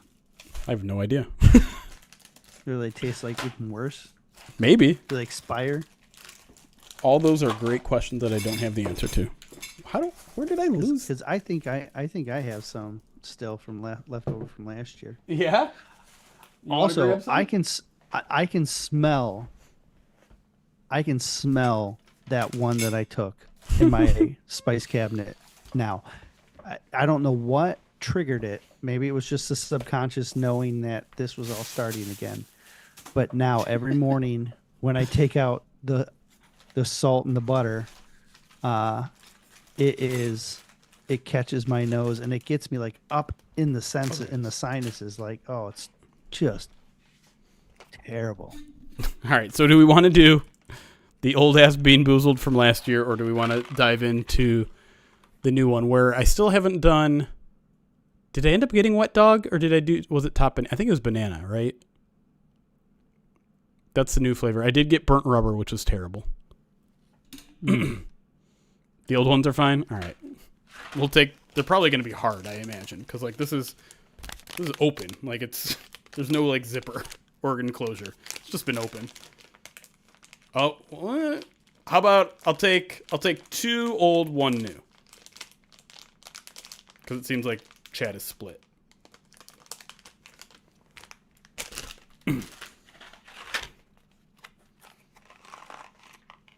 2 old, 2 new. All right, fine. Oh man, You get an extra one.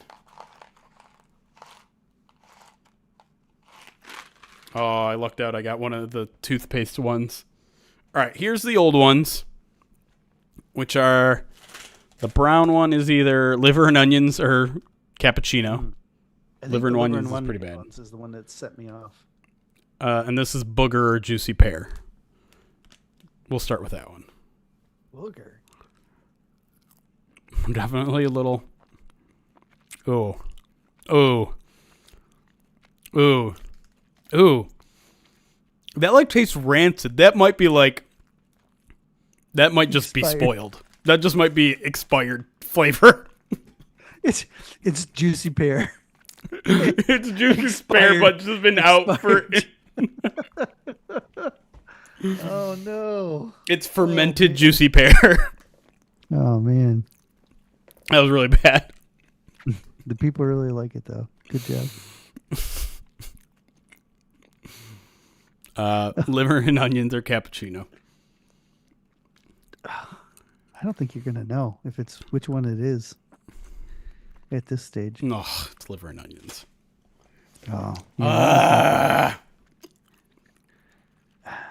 this one's. I've already done this one in the new package, and I'm telling you, man, I'm convinced it makes my breath smell bad. Oh, What do you have? Do you have water? I don't have anything by me other than pickle brine, pickled pig's feet brine. Drink some of that It's just empty. to take a little bit away. Just a little pickle brine, just to take it away. No. All right, the easy one. This is either was it blueberry? Yeah, berry blue or toothpaste, which they need to get rid of this flavor. Like we put toothpaste in our mouth every day. It's not bad.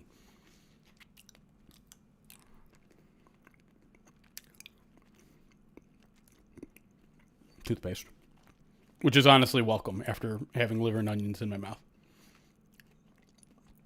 That's secondly bad. 3 bad flavors in a row, which means hopefully. Oh God.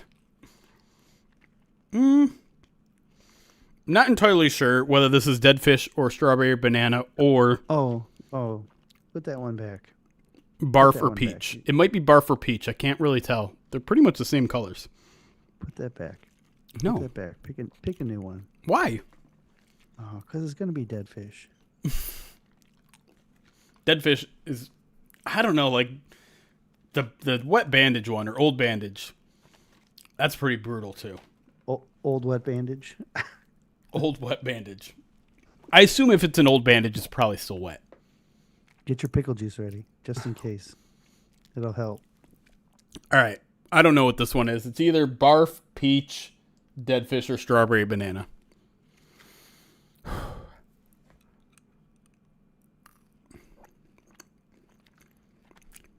It's dead fish. Told you to put it back. Why? Why did I have the worst? I don't think I've ever gone 0 for 4. Oh man. Do you think that when they expire, they just default to the bad taste? Maybe. I would love to know like the percentage they package these in, or maybe it's completely random.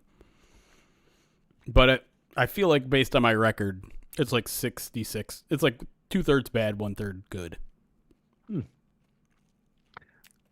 When I did them last year, I think I had one good one of all the ones that I did last year. It was just bad one after bad one. I think it's got to be a high percentage of bad ones. God. There's a streamer I saw doing the Bean Boozled, and it was so bad that they had to spit it out. I'm like, you got to power through. Do you have any like milk or something? I mean, I have plenty of stuff in the other room that I can go get right now if I wanted, but There's pickle juice right next to you, though. I'm not doing that. If you want to take a little bit of that, it'll probably wash it away. I'm pretty good, thank you. All right. Would you rather eat a spider or the beans? Nah, me and the spider are cool now, all right? Mm-hmm. All right, we have a couple more alerts here still. And then I think we should probably get back into the show, considering we've been live for almost an hour and a half and we've only done one segment. Nick the Greek 100-bit says, Kickmaster Bates knows the ins and outs of the upright pull. Why am I reading these out loud? I tell you, Mm-hmm. I'm not always a huge fan of Chris Collinsworth, but I agree with him that if that upright had an extra coat of paint, it would have been a problem. Everyone hates on Collinsworth so much, and I really don't get it. Yeah. I think there's other play-by-play guys that are really better. Like there's like Give me him. Like Name Greg him. Olson. Greg Olson's the best one. Sure. Like by far. Problem I have with Greg Olson is I never get to listen to him. Mm-hmm. Because he's usually a 1:00 announcer, and that's usually when the Lions are playing. And when he's covering the Lions, I'm either at the game or so into working that I rarely ever hear the announcer. So like, I really only have strong opinions about the primetime game announcers, and I think Collinsworth is the best primetime play-by-play guy or color commentator.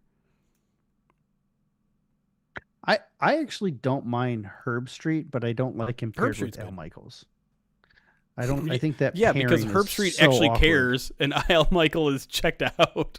Yeah, I'm not convinced that Al Michael that the AI version of Al Michaels that they used during the Olympics isn't doing prime right now. I'm with you there, JTC. I'm like, Collinsworth just like, he gets so excited and he's having a blast. And I feed off that energy. Like, I want a guy who's having a really good time and excited. And I think that's something that Tom Brady has tapped into a little bit. It's something that I know Tony Romo goes a little bit overboard with. Tony's got a little hokey, and he's started to get a lot wrong. And like, he's kind of, he's soured a bit, I think, on people. Yeah. I like Charles Davis too. I think Charles is real good. Yeah. He's not elite, but I enjoyed listening to his commentary. I think Brady is settling in. Like, it was weird and awkward at first, but I think he's settling in. Like, I think a lot of Lions fans thought he did a good job with the game last week before, whatever it was. Well, because he loved him. Yeah, that's why he did love on the Lions quite a bit. Mm-hmm. Nick, they're gonna get another bit. Thank you for that. I'm not gonna read that. Yeah, there's a lot of them that just the knowledge isn't there, or right. the timing isn't there. Like,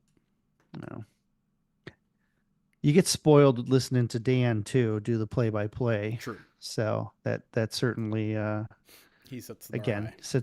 sets things real high. Yeah. All right, I think we're caught up with everything. Hopefully I didn't miss anything. Appreciate all the subscriptions, all the donations, all the bits. I do still very much encourage, if you're subscribing on YouTube or Twitch or super chatting or donating bits, put those on hold for a month. Channel that energy towards donations to the Rogel Cancer Center by either scanning that QR code in the bottom right or ! Donate and hit that link. And we don't need the money this month. That's all I'm saying. Give it to charity. Okay, let's get back to the show. Let me pull up the questions and put this godforsaken pickled pig's feet out of my view. All right. I don't understand how you haven't gotten water yet. Just saying. Because I know Grit. That's how. where you're at. Grit. You're what? Grit. Grit. That's Grit. How. Yeah. Okay. The thing about grit is that you have to be like No. smart about things. No. I'm just The only I would way think, forward is ahead. through. You got to go through the obstacles. Don't go around them. Go through them. Okay. All right. It takes more. I'm just the rest. I'm just gonna talk in sayings that are on the Detroit Lions walls.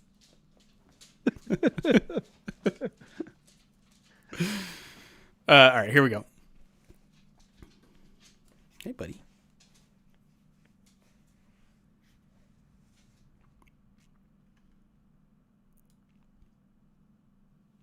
Welcome back to the midweek mailbag here, week 11, heading into Jaguars week. Gonna be honest, we didn't get any questions about the Jacksonville Jaguars this week. Curious why. But there are plenty of really interesting questions that are coming up this segment, including this one from Karen, who asks, who was your Lions MVP through 9 games? Which I think is a really interesting question because I feel at certain points of the season that was a really easy question. Like the first quarter of the season, I think we all agreed it was probably David Montgomery. Then a couple more games in, it was like, nah, it's probably Jared Goff. And now Jared Goff, coming off the 5 interception game, which apparently none of those interceptions were actually Jared Goff's fault, according to Jared Goff and Dan Campbell. It raises a really interesting question because the Lions have now won, particularly in this recent stretch, games in so many different fashions. They've won through special teams. They've won through defense. They've won through offense. Yeah. So that begs the question, who is the most valuable? Because there's value coming from a lot of different places. Yeah, I think if we would have had this question after week 8, it would have been Goff. Mm-hmm. I think Montgomery and Hutchinson were probably the 2 front runners early in the season. Yep. But yeah, it's really been a week to week thing where somebody else is just stepping up and all of a sudden becoming a hero. And so it's a hard question to answer. And so I'm going to default back to who's the best player on this team. It's Penei Sewell. Oh, Penei Sewell is the best player on this team. And and I think it's very clear to me in everything that he does. He impacts the game in so many different ways. He's so reliable. When he makes a mistake, we are literally shocked because it's so rare. He must be injured. Right. Yeah, somebody stepped on him. But it's he's one of the best players in the NFL, and I think he is the best player on the Lions. It's a good answer. It was just a week ago that there was some buzz nationally from some national outlets saying, "Hey, we should consider Penei Sewell for Offensive Player of the Year," which is a crazy thing to say, given how much the national media and all of these awards tend to value skill position players. Like a running back has a better chance of winning Offensive Player of the Year than an offensive tackle. And for that to even be a conversation is remarkable and a testament to how good of a player he is. And I don't think you're wrong. I mean, we just got done talking about in the first segment about how this team treats Penei Sewell like a weapon. They design plays with him in mind. And we all know how good the offense has been in general, and Penei deserves a ton of that credit, a mountain of that credit. And I was leaning to saying Jared Goff anyways, because I mean, a week ago he was 2 in the MVP race behind Lamar Jackson, maybe 3 if you throw in like Josh Allen and stuff like that. And but the more and more I think about it, like the more I kind of want to lean defense because. Even by DVOA metrics, the defense has technically been better than the offense. I know that might not be true in points per game and other statistics that you look at, but I feel like they've really come on in these last couple weeks. And for them to be doing it without Aiden Hutchinson proves that there's something more happening there on defense. And I kind of want to go Brian Branch. Like, he is such a force in everything that they do. And you could just as easily say Kirby Joseph too for all the interceptions he's forced, but Brian Branch is such in a way that like Jalen Petrie was on Sunday night for the Texans, he's just a guy that you have to take account for no matter what play you're running. If you're running the ball, if you're throwing the ball, if you're going deep, if you're throwing it to your tight end, Brian Branch has a chance to be in there for every single scenario that you're running at him. And it has transformed this defense, this secondary, into, dare I say, one of the best secondaries in football just merely by his presence, because we know the outside corners are going up and down. Carlton Davis is having a fantastic year, don't get me wrong, but like Terrion is a spot that's going up and down. Amik is a spot that's going up and down. But because of the safety play, they have an interception in every single game this season. That's insane. That doesn't happen. And so I'm not like full throat Brian Branch is by far the MVP or anything like that, but he is 100% in the conversation. So, defensive player of the year. I know we talked about that a few weeks back, and you said he's going to probably have to lead the NFL in interceptions. He's not far off. He's just 2 behind. But I think he's in the conversation for that. I think and I don't think that's even a stretch. You know what I mean? Like if you're talking MVP, you're trying to curve the edges there a little bit, but like, sure. I think if we just look at defensive player, like, look, there's a reason the post game shows are like, I want to talk to Brian Branch because he can impact the game at every level. Yep. He can pick you off deep. He can play the intermediate route where he's, getting pass breakups. He can blitz. He can tackle for loss. Like he can do everything. Yep. And he's just a rare player that can you can live everywhere. Yep. Next question here comes from Tim Bowers on Twitter. Asks, what record secures the number 1 seed in the NFC? Is Lions' next most likely game to lose San Francisco? So let's take those questions separately. Let's first talk about what record you think it's going to take to secure the NFC. And for just like some background, the Eagles are currently 7-2. The Vikings are currently 7-2. Washington is 7-3. Green Bay is 6-3. Everyone else, I think, has 4 or more losses. So I'm assuming the conversation is around those 4 teams as your biggest competition. I don't know if there's really another team that enters that competition. I think the 49ers are a little bit too far behind to realistically expect them to get the 1 seed. And I don't particularly like any other team in the NFC. Like Falcons, maybe, but they just lost to the Saints. So I don't know. What do you think? Historically, it's 13, 14 max. It usually doesn't take more than 14. I would be surprised if it got to, if you had a team that had 14 wins and wasn't in first place. But 13's usually that's got to be your target right off the bat. Yeah. Get to 13.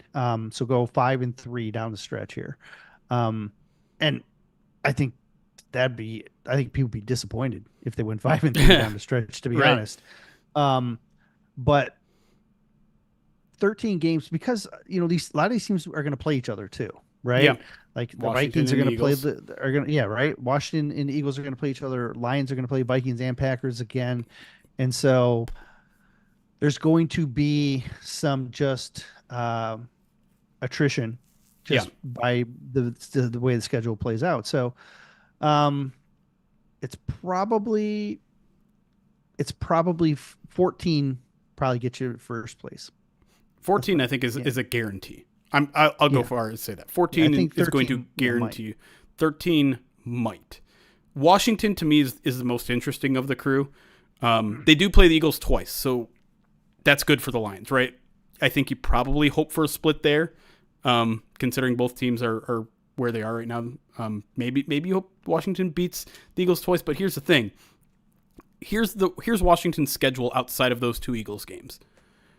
Cowboys, Titans, Saints, Falcons, Cowboys. Come on, Falcons. All right. Like Falcons are the only team that has a chance out of those 5 games. So that's a really easy schedule for Washington. Now they already have their 3 losses though. So the Lions have a 2-game lead over them. They can probably spare a couple there. Let me look at their conference record because that matters in terms of tiebreakers since the Lions haven't played them head to head. So Washington is 5-1 in the conference. Lions are 6-1. So that's a pretty tight tiebreaker too. So I think Washington is maybe the team you need to look at the most. obviously the Vikings too. If the Lions lose to the Vikings heads up, well then suddenly everything's tied, right? But the Vikings have a tough schedule because they have to play the Packers one more time. Every NFC North team has a tough schedule, including the Lions. So Green Bay has a tough schedule. Washington has a tough schedule. And then the Eagles have the 19th toughest schedule, according to DVOA. So their schedule is not particularly easy as well. Outside of both Commanders games, they still have to play the Steelers and the Rams. So I don't know. Washington to me stands out as the one where you might have to look out the most. But 14-3 gets you in for sure. I think 13-4, you still have a pretty good chance. Vikings also have Falcons, Seahawks, and Cardinals all on their schedule. Those are tougher games than maybe they looked a month ago. Do you view the 49ers as the most likely game to lose? Real quick on that one. For the Lions? Yeah. I say the Bills. Even if it's a home game, I think the Bills are the best team that they play remaining on their schedule. I don't think, to be clear, I don't think the Vikings or Packers are going to be cakewalks. I think I know you're not going to like this, but I do think the Vikings are the best team in the division that aren't the Lions. I know Sam Darnold, the shine is starting to wear off a little bit there, but I don't think it's going to last. I think that I think there's too many pieces on that offense. I think Kevin O'Connell's too good of an offensive coach, and the defense is legit. That I think the Vikings are the toughest team in the division. I do think the Bills are the toughest game remaining, though.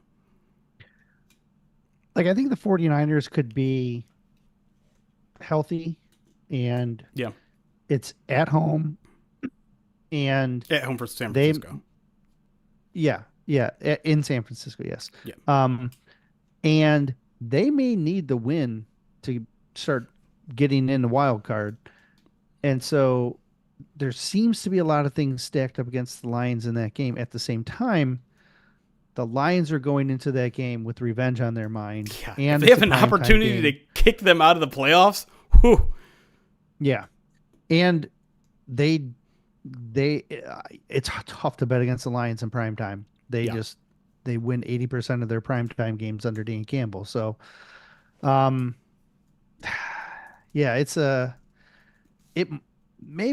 it is the Bills.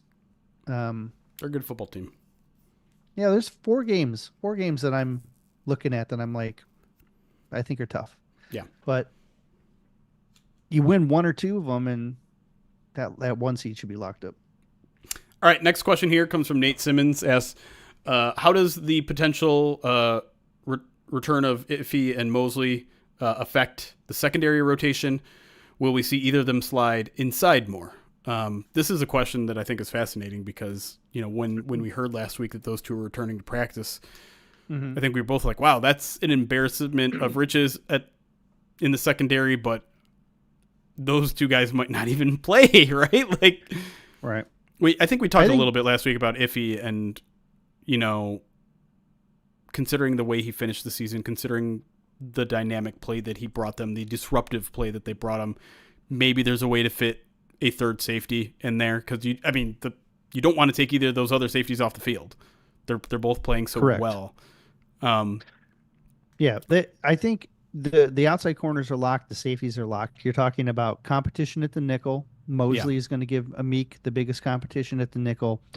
Iffy is going to give them a safety option for that nickel spot, but Iffy is also going to be, I think, the best option for a pass coverage linebacker role, especially with Jalen Reeves-Maybin now on injured reserve.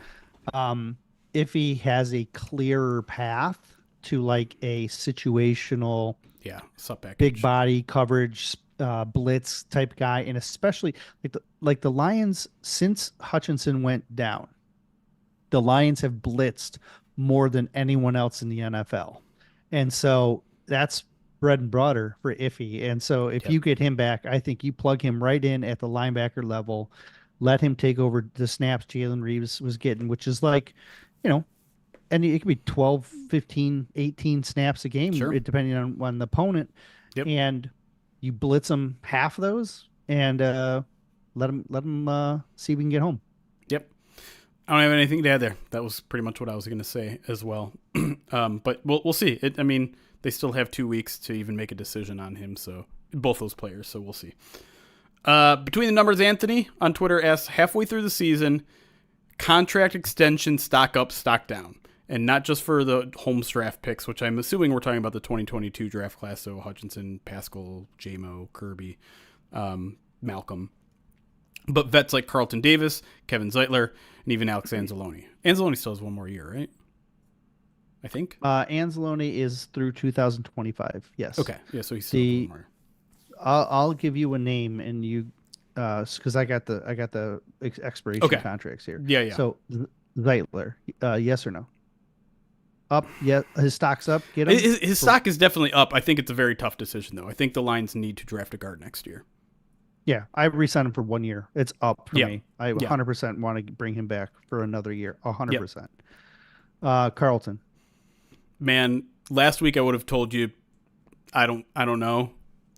I think it has to be a yes. It has to. I mean, it just not only with the way he's playing, with the way that Dan Campbell talked about him yesterday, where he was like, you were our best offseason addition. You are playing outstanding football. We got everything we wanted out of you and more. You traded a 3rd-round pick for that guy. It's important to remember, like this. We know this team is a little bit stingy with their draft picks, right?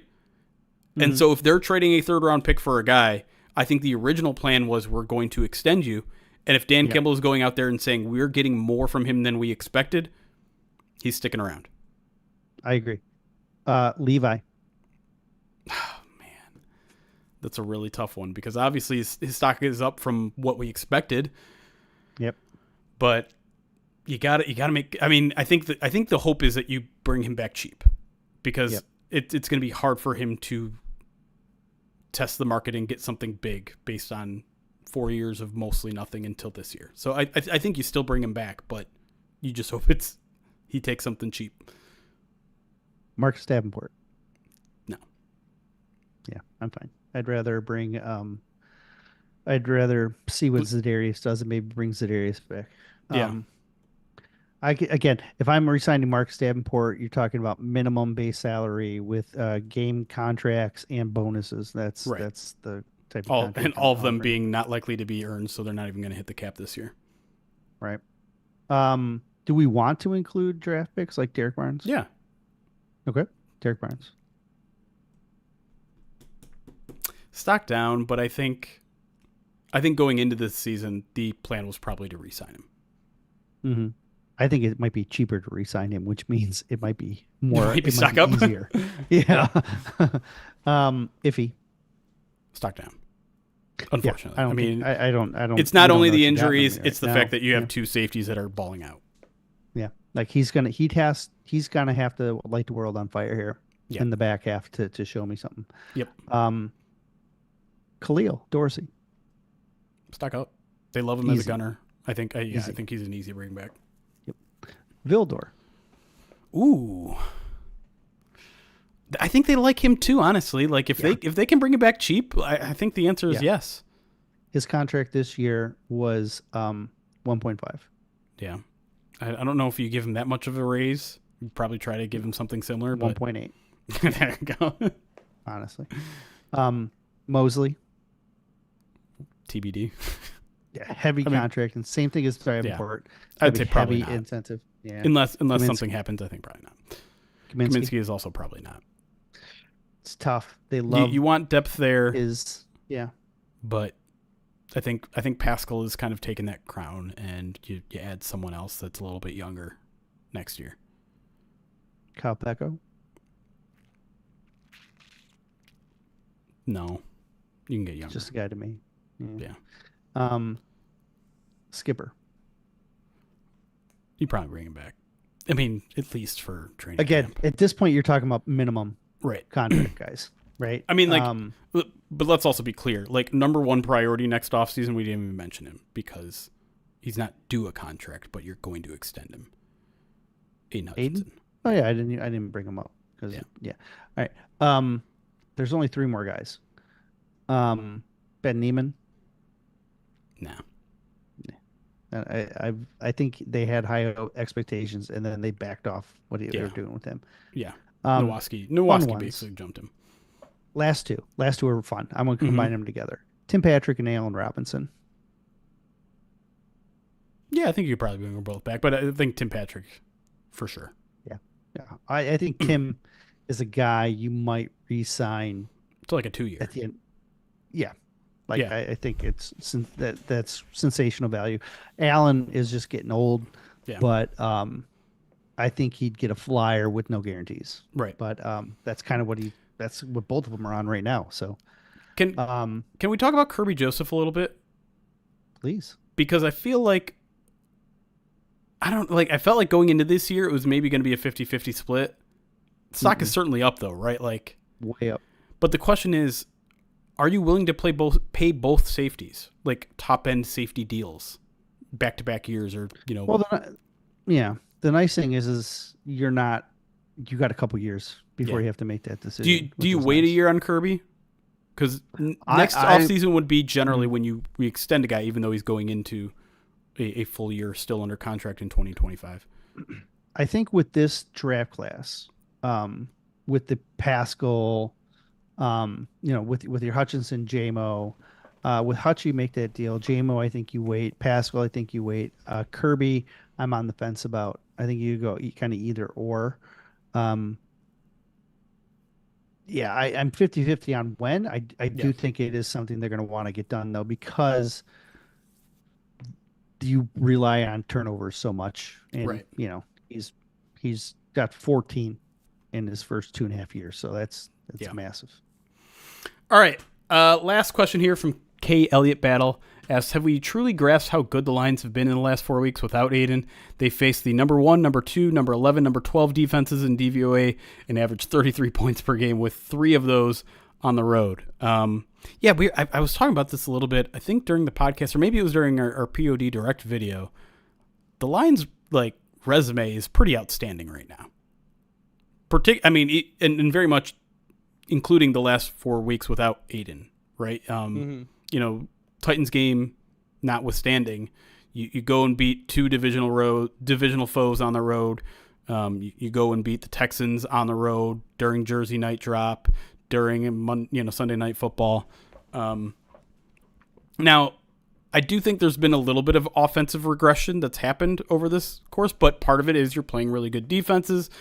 Part of it is you're missing Taylor Decker in one of those games, but there's not really an overall concern considering how well you're playing elsewhere. That's compensating for a lot of that. And so, yeah, I do think it's important to step back that the Lions aren't just 8-1. They're 8-1 with a damn good schedule, a damn good resume. Yeah. And that can't be overlooked. There's a reason why so many teams view the Lions as the number 1 team in football, and it's the resume. It's the fact that they're winning some of these games decisively. It's the fact that they are overcoming adversity when they're getting injuries to their best players, or they're falling 10 points behind in the first quarter in 2 games this year. They're able to hang in there. They're able to stay mentally stable, and they're able to eventually show that they're the better team. And so it is important to grasp that the Lions aren't just 8-1, but that they're getting style points along the way just by degree of difficulty.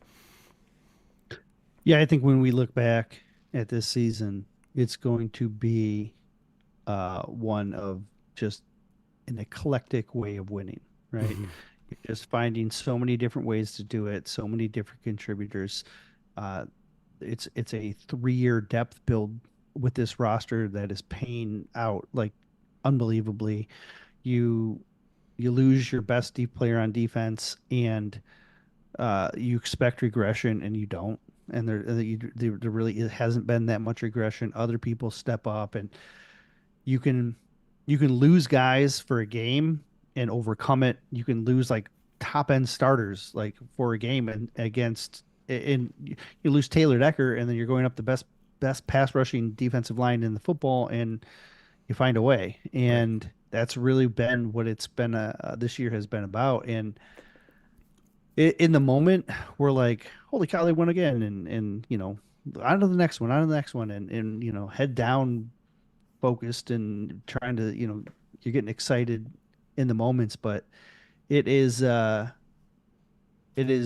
almost a team of destiny type of season right now, where they're just obstacle after obstacle they're shaking it off and getting W's all over the place. Yeah, it's truly remarkable. I don't think there could be a team that has a stronger case for not being frauds. Not that anyone is accusing the Lions of being frauds, but like, when you try to like pick holes in teams and be like, well, yeah, they're good, their record is good, but this, but that, but like they're good luck trying to find those in the Lions. Good luck in trying to find that in their resume. Good luck trying to find that in their roster. Good luck trying to find that anywhere.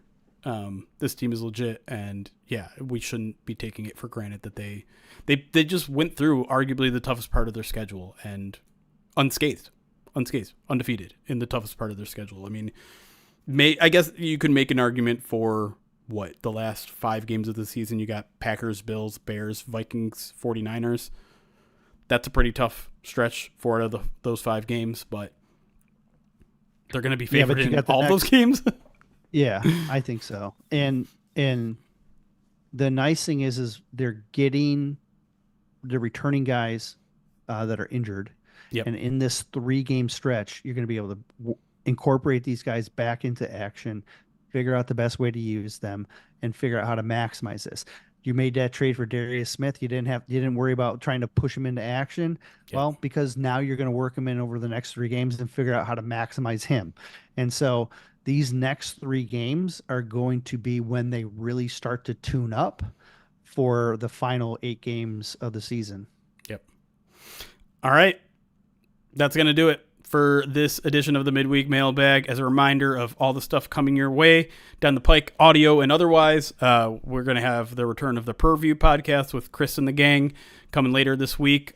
We do have First Bite that's going to be a live entity, so make sure you're following us on YouTube and Twitch to catch that. I've already confirmed that JP Acosta is going to be joining us, who is a fantastic writer for SB Nation and a big Jaguars fan, so he's going to help us break down this upcoming matchup. That'll be recorded on Thursday evening, I think 5:30 p.m. Eastern, if you want to join us live on Twitch and YouTube. Otherwise, you'll have to catch it on Pride of Detroit Direct, which will drop on Friday. Men Sim Saturday. Make sure you're joining us for all that, for all of the fun Movember stuff that comes along with it. But until next time, that's Erik. I'm Jeremy. Appreciate y'all. It's chaos. Be kind. Recording stopped. All right. JP had that tweet. Jake Bates was selling bricks and now he's drilling kicks. Tweet. That was his tweet after that. That's pretty good. I love it. I am a little bit already sick of the selling bricks storyline. I went to the dentist today and he was telling me about, like, tell me that story about Jake Bates. What was he selling? He's selling bricks. Bricks. Yeah.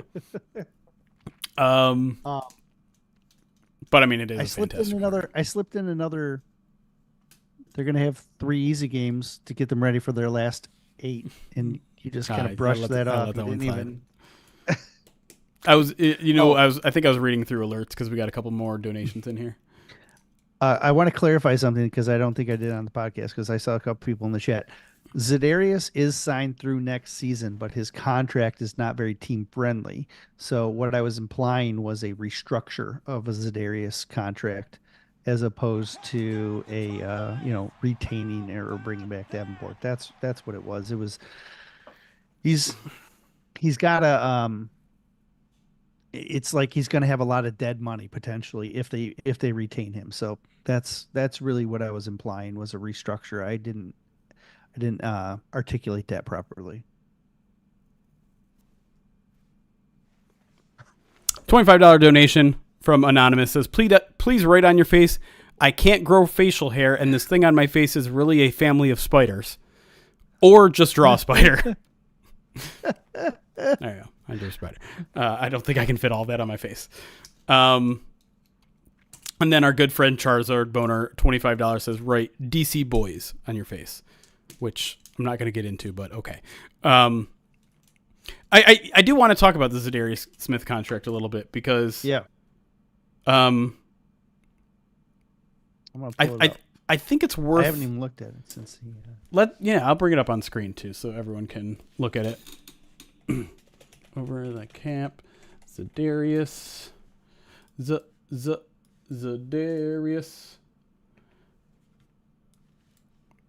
Actually, I should share my screen so that She's you can see so her far face. down at the bottom.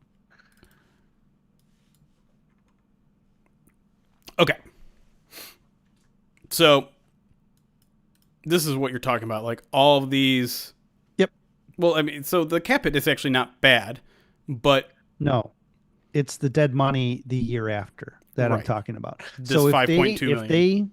right. So if they release him in the offseason, no dead cap, it all goes away. If you keep him under the existing contract that he only has a 5.7 cap hit, but then he also has a 5.2 cap hit Right.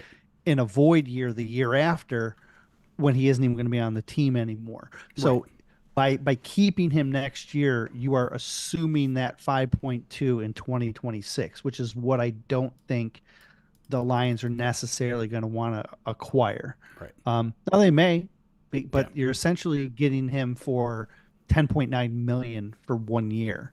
Yes. Next year by keeping his contract in place, which is why I don't think they necessarily would want to keep that. I think they would rather restructure, put some incentives in there, get rid of those void years, or give maybe him a just sign, add a year give him a into better. it. Well, you can give him another sign. You can give him a signing bonus. Yeah, you can add a year, give him a signing bonus.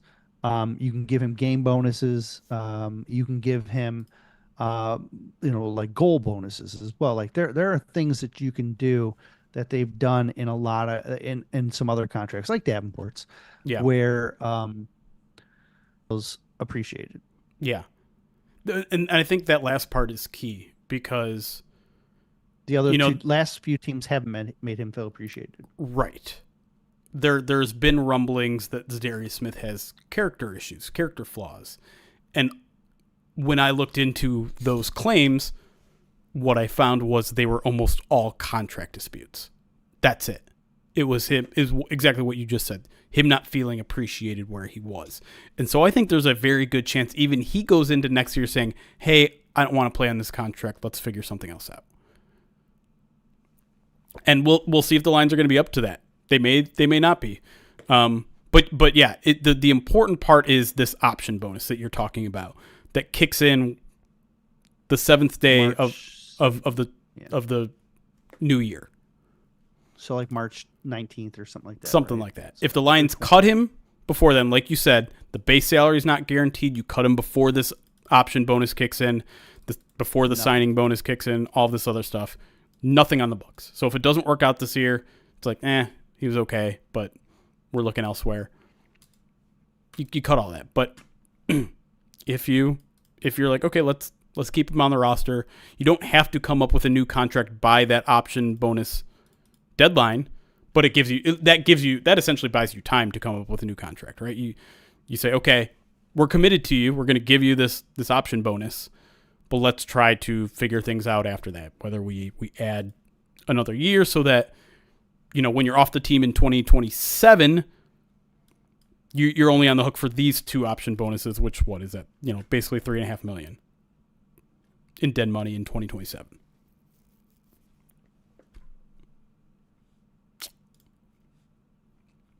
Yeah, there's other ways things to I can work do it. too, for sure. Mhm. But I do think you could convert them into just signing bonuses and get that redistributed as well. Yeah. And then maybe you push 4 million instead of 3.5 or whatever it is, right? Right. Well, let's see how he does too. Yeah. You kind of have to wait. That's the ultimate thing, is we have to figure out how good of a player Right. he still is, how much he fits in what they want to do. He's 32. He's 32. So do you really want to commit 2 more years after this? Is he going to still be playing at a high level at 34, 35? Edge is going to be on that list of things that I think the Lions are going to want to take a look at next year. Edge, receiver, interior offensive line. There you go. Which Maybe kind of feels like tackle. where we were this year already. Kind of.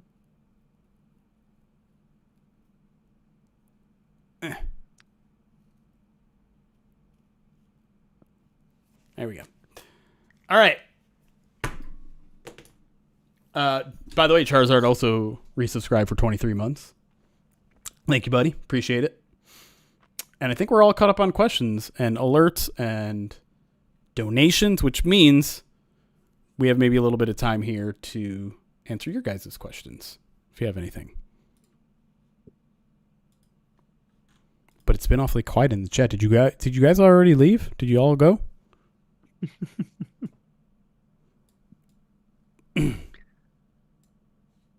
I've been digging into the Jaguars. Yeah. Fun, Are interesting. they bad? Yes. They've been both Jacksonville and Detroit have been thrown on exactly 363 times, Mm-hmm. which I thought was very unusual that they both That hit is at the weird. same number. And then the Lions have been run on like 204 times, and Jacksonville's been run on like 310 times. And I was like, oh my gosh, how are they like 100 more plays? And then I realized they played one more game than the Lions, and I was like, oh, that makes sense. Yeah. But I need to know what happened last week. I need to go back and I don't think I watched much of any I'm of watching the that. game That's what I'm watching tomorrow. because tonight. Jacksonville has the 32nd ranked pass defense by DVOA. They're surprisingly 12th against the run, but they're so bad against the pass that even though they're 12th against the run, they're 31st overall in defensive DVOA. They are by far the worst pass defense. It's 41.3%. I know these numbers don't really mean anything to anybody because there's no frame of reference, but the frame of reference, like 0 is average. Like 0% is average, negative is good, positive is bad. 41.3 is 32nd. 31st is 28.9. So, like, it's terrible, yet they intercepted the Vikings 3 times and did not allow a single touchdown. Terrible quarterback. So what happened last week? Is that a turning of the corner?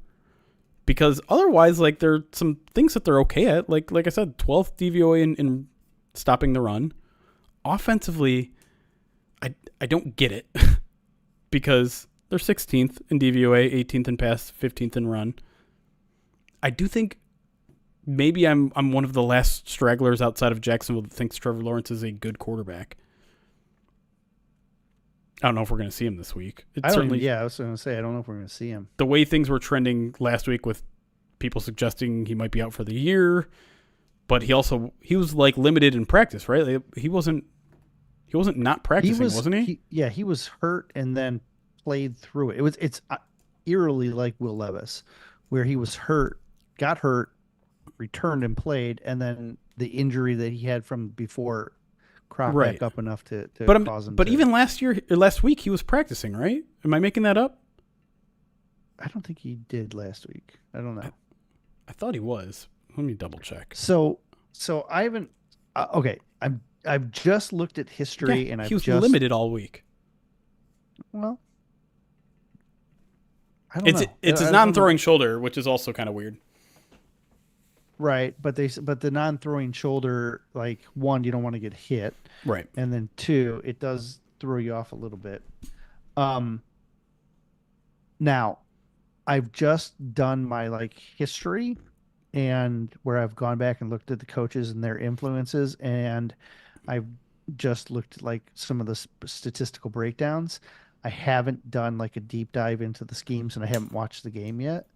But it's interesting. I don't know why I didn't put this together. Their defensive coordinator, Ryan Nielsen, got his shot in the NFL basically under Sean Payton. He was with the Saints. He coached with AG. He coached defensive line when AG was their Saints defensive backs coach for 4 years. And then when Dan Campbell left for Detroit, Nielsen was the one who became the assistant head coach. That Dan Campbell was. So like, he obviously, Sean Payton thought high enough of him. And then when Dennis Allen took over, Dennis Allen made him a co-defensive coordinator, and he left for Atlanta to become defensive coordinator. And then they blew out Atlanta's staff, and then that's why he went to Jacksonville. But he's so Saints influenced here with his history. I'm very curious to see if this defense looks very familiar Right. because when I start looking at like linebacker splits and defensive back splits, I'm like, oh, they're in like a 4-3 like half the time, I feel like. And so yeah, I'm interested to start digging into the tape and breaking it down a bit because I have a feeling this could be a very familiar defense to what we're used to. California, I don't know who you're talking about. Kyle leaving? Who's Kyle? Any takes on Kyle leaving? Who am I missing? What? Say that again? Any takes on Kyle leaving? Who's Kyle? Oh, Kyle Meinke. Meinke. Oh. Well, a couple things real quick on that. Like he kind of made vague references to going through a really tough time and wanting to get some of his personal life back. I don't know the details of that. I consider myself a friend of Kyle, but a lot of that stuff I'm sure he keeps close to the vest. So I certainly couldn't speak on whether it's the right or wrong decision for him. That's completely up to him. And if he thinks it's in his best interest, then yeah, absolutely do it. I could certainly tell from him at work sometimes that like he wasn't always as engaged as he used to be. Maybe the passion for him wasn't there that it was a couple years ago. But again, like that's only from my outsider view. I never know what's going on with him. All I know is that he's a very good person. He was a guy that took both of us in when I think we were having a little bit of imposter syndrome. Like, look at all these like media members that from traditional media and us amateur guys are somehow rubbing shoulders with them. And he was very welcoming. We had very personal conversations at times about work, about actual life, and the mixture of the two in ways that has helped guide me forward. So I owe a lot to him, and I'm happy that he seems to be taking a step that he's obviously nervous about, but also very excited about, and I think something that he thinks is long overdue. So that's kind of my take on it. Yeah, you can get these feelings from other guys that maybe looking for a change. We've seen it with other beat writers when they make changes in their careers. Sure. Whether it's moving cities or changing like professions or Chris whatever Burke, it is. right? Like Chris Burke, I think the daily grind of being a beat writer was taking a toll on him. Tough. So he took a more of a behind the spend more scenes time look with his family. Yep. Yeah. His shift was family based, right? Like he wanted he wanted to spend more time with his kid, and he wanted to coach, and that was tough because Chris is he's again, a very talented phenomenal person. Yep. phenomenal writer, right? Yeah, we kind of saw Rothstein looking for a change before he left. Yep. And again, it's not like these are glaring moves. These are all moves that these guys made because for a variety of different reasons. Sure. But I mean, it's just like it's any other job. You know what I mean? Like you can tell when it becomes more of a burden to get through, like when it becomes a little harder. And when the Lions are winning as opposed to when the Lions are losing, you have different levels of what makes your job harder, right? Mm-hmm. Sure. Like when the Lions are losing, we have more challenging like fan interactions, more challenging articles that we have to write. It's harder to talk to the players. Yeah, 100%. When the Lions are winning, the articles are a lot easier to write, but we have to write a lot more of them. Yep. And so it wears you down in different ways. And I know like some people might look at this and say, man, why would you leave at this point? Yeah. When you've gone through all those stuff, because it's a different kind of stress. It's still like it's still the same job. It just the pressure comes in a different way, and so it's not like it was. The job's still hard. Yeah, and to be honest, like I don't think team success had anything to do with. Yeah, no, no. I think, but I mean, I think yeah. I saw people saying like, "Oh, why are you leaving now?" You know, like why can't you wait till like I think he was done. And Yeah. he got to a point where and a move to Germany decision was obviously made months ago, right? Like that wasn't just like, well, the lines are good. Went there Maybe all I should the hold time. this off. That was one of the things we used to talk about. Like when he'd come back to training camp, we'd always be like, "All right, where'd you go? Auf Wiedersehen. What'd you do? Yeah, right. How was Germany this time? Because he went like every year. I feel like. Yeah. So. Yeah. It's just the job isn't any easier or harder. Just right now as opposed to it was 5 years ago.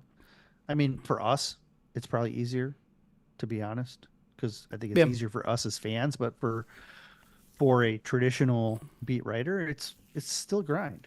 Yeah, no question. Let me scroll up for some other questions because there were other good stuff there. If you're Martin back this week, I think it's probably more likely to be Martin. They still have a week on Martin, right? Yeah, they still have. They don't have to make a decision on him yet, but correct, not until a week from today. There is an open roster spot after they cut, who was it yesterday? Abraham Boplin. Boplin, that's right. So there's an open spot. My guess is it's probably Martin. But if it is Martin, we won't know until Saturday. Right? And I'm trying to think what else that move could be. Well, then once it... Keep talking. Okay, yeah. It could. I mean, it also could be someone from the practice squad. Like you, I think the other thing to watch this week is what they do at tight end, right? Because Sam Laporta is injured. Kind of initially sounded like he'll miss maybe a week or two, but he's questionable. He might play this week, but if he doesn't, what do? Do you go back and get Parker Hesse and sign him to the 53? Do you go elevate James Mitchell, a guy on the practice squad, and just elevate him from the practice squad? Do you sign him?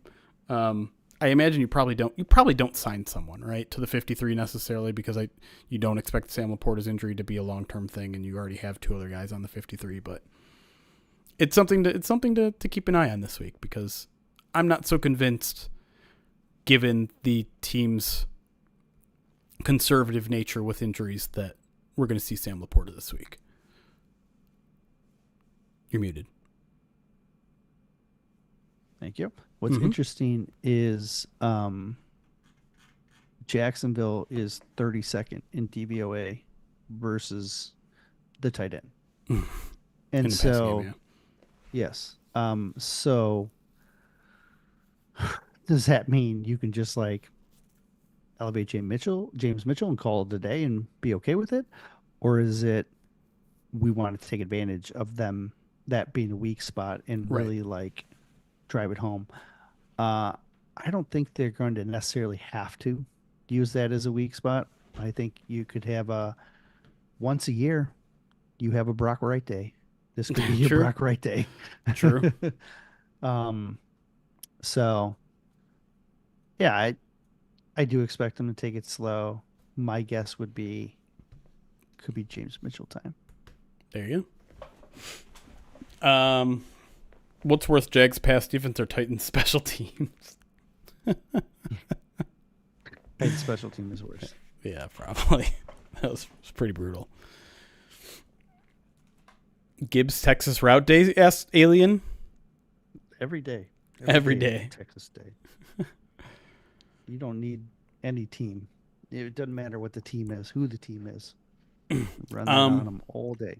I don't know the answer to this question. Maybe you do offhand, but Jack Churchill asks, how many weeks does a player need to be on the roster for a Super Bowl ring? It's up to the team, I think. Is it? Mm-hmm.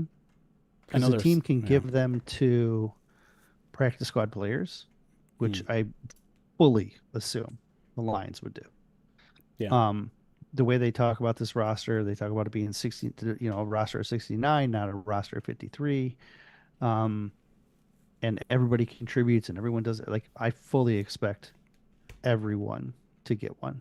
Yeah. And, coaches, front office, PR people, maybe the media will get one. I don't know. I don't think that's going to happen. I mean, But yeah. maybe a media member that I would say the only chance a media member gets one is if there's like a random guy that has I don't know, his name on a room or something like that. I'm going to start writing my name on doors. All of them. They're all going to have my name on them. I've seen a couple questions about Colby and Manu and things like that. I think there's a little bit of concern. I think particularly with last week that they kept Colby inactive and they brought up Jamarco. What's your read on that? Were you surprised by that? No, not really. I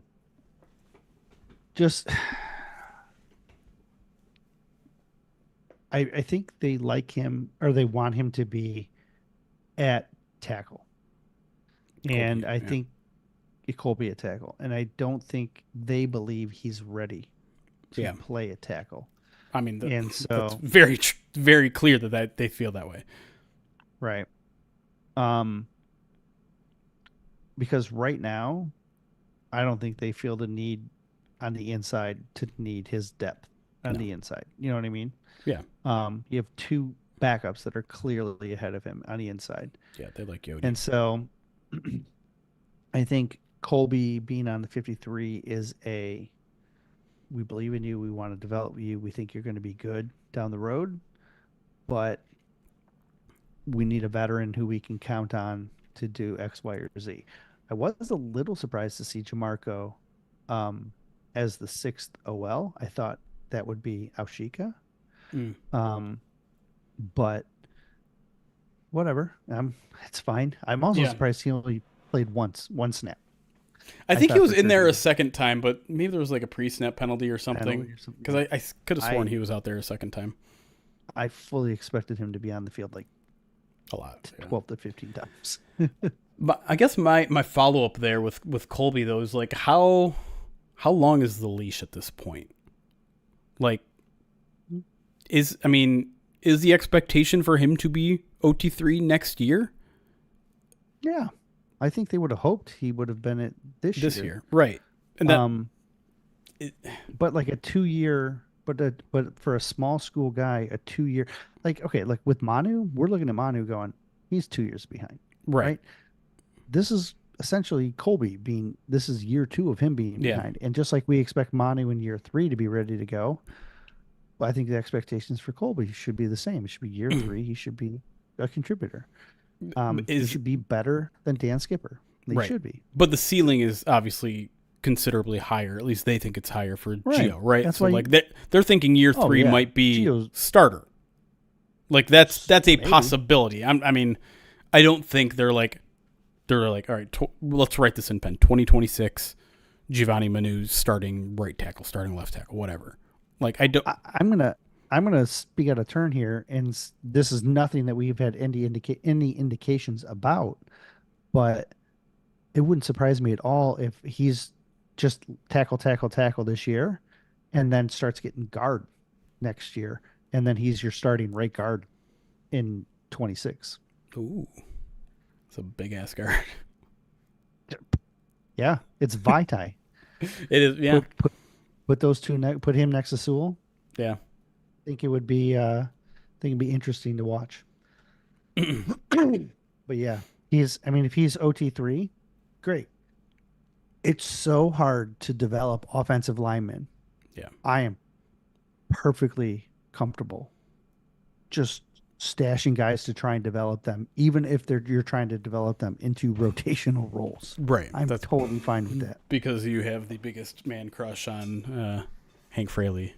You got pictures of him in your bathroom mirror. In my wallet? Yeah. Your wallet too? Wallet, yeah.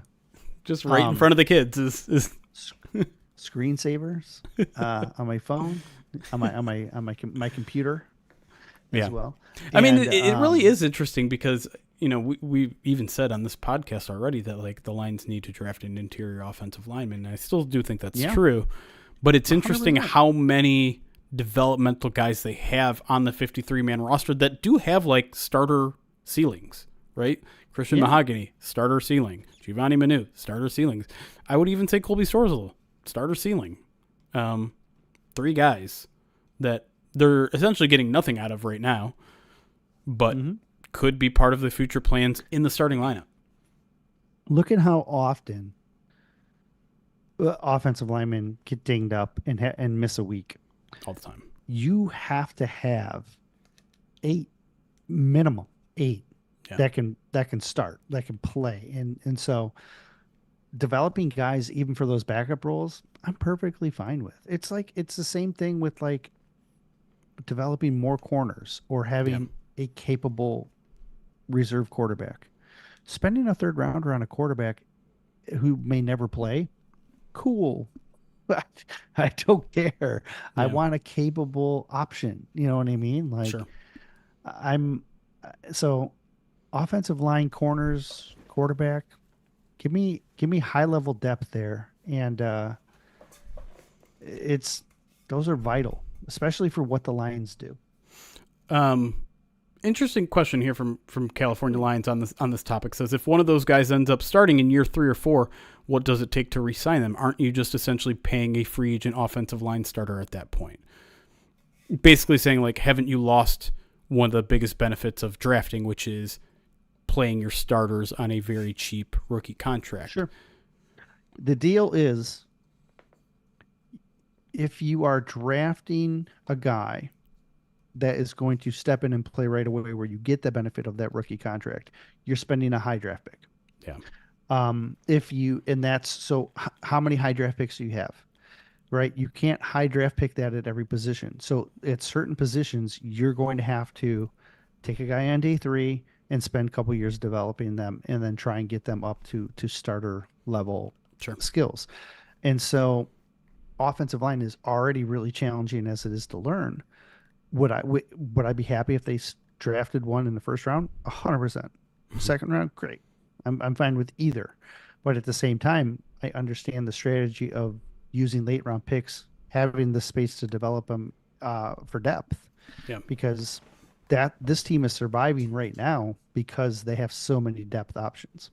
Right. Yeah, and that's the key, is like it's not just you're only getting value once they're starting, you're getting value once there is depth. You're getting value in that you are also, in those years that he's not starting, they're learning your system.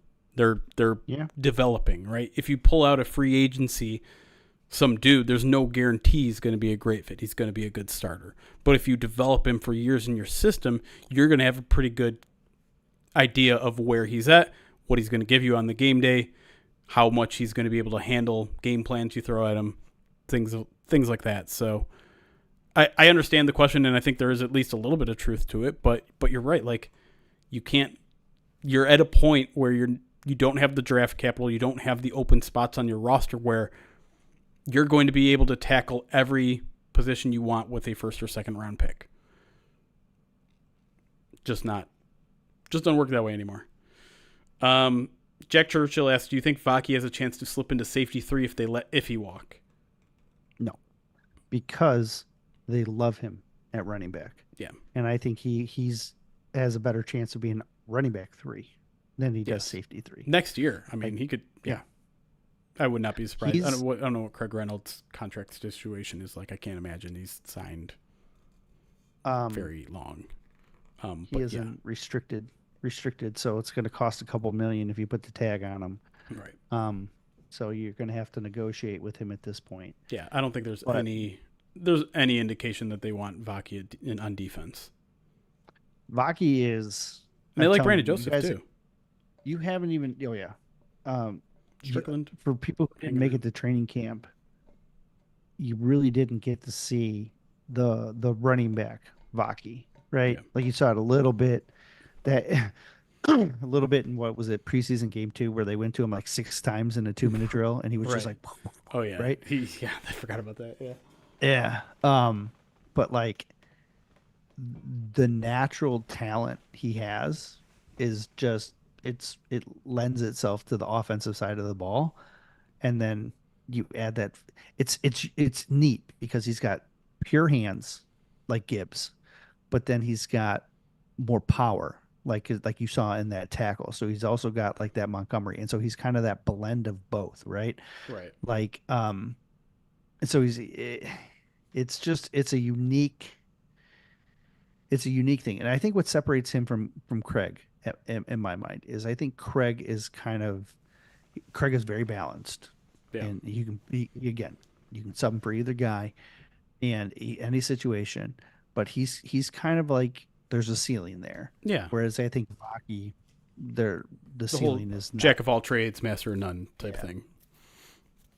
All right, I think this is the last one we'll go out on because it's late. I'm getting tired, and I think I still need to do a little bit of work tonight. So, California Line's another good question here. It says, how many current defensive back starters get another contract? Can you really sign them all? We talked a little bit about the safeties already, right? Like Kirby, to me, is a little bit of a tougher conversation because of how good Brian Branch has been. But I think 2 more years on Branch after this one, right. That's the thing. I think yeah, both those guys you got to re-sign. I think we talked about Carlton too. I think Carlton is almost a gimme at this point, and then too early to tell on Terrion. You have a Meek, not. You have him under contract for another year. Yeah, another He's year under for contract this. through 2025. So like, I don't think he gets another one though. But it's what also I would too early love to tell. But what I would love to see, and this is me being greedy, but I would love to see them look at a guy who's maybe like one of the like a safety nickel hybrid that maybe people are like overlooking.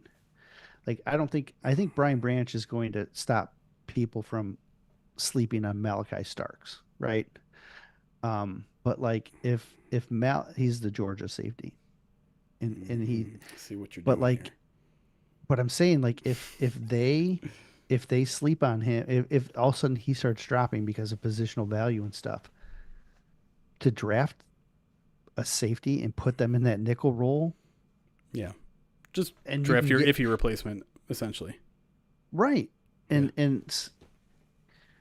it's I'd love it. I think Malachi reminds me of Branch in a lot of ways, and he should be a top 15, top 10 guy. And that if might he slip slides, in the second round. Yeah, take him at 32. Call it a day. I do think the future at nickel is pretty interesting, Yeah. particularly with E-Man coming back, like because he has a chance to take that over. Meek, you said, is signed through next year, so he's going to at least be around. But I think it's going to be a real competition next training camp between him, maybe E-Man if they bring him back, and Rakestraw, right? Like I think Rakestraw, that might be his best path to getting on this roster, getting into a starting position. And you take someone in the second round, I think the hope is that he eventually becomes a starter, and he's not going to take Terrion's spot. And if Carlton returns and continues to play well, he's going to be in the starter spot. So I think we already know he's been repping there. It's also no secret that he was, I don't think I'm telling tales out of school here. Like he was going to start at nickel this year, and then he got injured in warmups. That was going to happen. And so they like his potential there, and I would not be surprised if we eventually see him there this year at some point. So we'll see. I do think if they end up trying to put him inside, he could solve a couple of problems. Yeah. You know what I mean? Sure. Because he has the physicality that you want, and he would be a nice complement to that, that pure corner nickel. It's going to be interesting to see how they use him. I'm being distracted by everyone losing their mind over the Pistons game, and I don't know what's happening because I just pulled up like the little game tracker. They won. So the Heat make a go-ahead basket with 2 seconds left and then commit a technical foul? or something? What? The way it says is, all right, there's 2 seconds left. Oh, they hit an alley-oop dunk with 1 second left. And then got it that on the alley-oop there was a technical foul. And then they just hit 2 technical foul free throws to win it. Okay. Sorry, I got distracted. I don't know anything about basketball. I'm not watching. Oh, they pulled a Chris Webber? Did they? They tried to call a timeout when they didn't have one? Oh, no.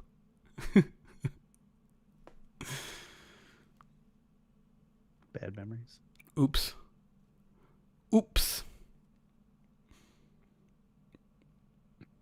Yeah, that was your era of Michigan basketball, you old man. Oh yeah. I had the baggy shorts and the pulled up black socks. I did. I had Twitter open for like the entire fourth quarter of this game, and like everyone's like, "Oh my god, the Pistons are throwing this game away! I can't believe it. They're terrible." They were outscored by 9 in the fourth quarter, and it went to overtime. All right, who cares? Anyways, I think it's time to go because I'm talking about basketball, a sport that I don't even like. Appreciate all the support today. Sorry we didn't do the eggs. I was gonna do the 5 eggs, and now it's late. I'm sorry. We'll do the 5. I'll do 5. Erik will do. No, do I need to double mine now because I didn't do it this time? I don't know, man.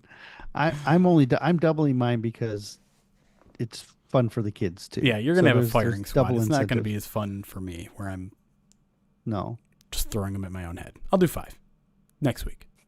you can do 5. The one extra one the one extra one that I got today, I doubled that one too. There you go. So 12 for Erik. He's gonna get a I'm at full 12. dozen next week. I'll do 5. Oh, is it next week? No, I'll do my best. maybe. The hard part is I got to figure out how to get the Zoom out of my office because I don't want to crack an egg and then not know where to put it. That would be weird. And Right. then have a dog jumping all over me. It would just be messy and awkward. So, What are you trying to say? All right, we're out of here. Thanks everybody for hanging around for all 2.5 hours. And we will see you. We're going to have a double stream on Thursday, if I didn't mention it already. We'll do First Bite around 5:30 with JP Acosta, and then around 7, Chris will take over for the Purview podcast. So that's almost, I don't know, 3 or 4 straight hours of Lions talk. There'll probably be a little intermission in between there. And then we'll man sim on Saturday, and we'll do the POD cast on Sunday, since thank God we're getting a 1 p.m. Lions game this week. Very excited back about home. that. Back home. We'll be at Ford Field. That's right. But until then, appreciate all the support, all the donations, all of that sort of stuff. We'll see you in a couple.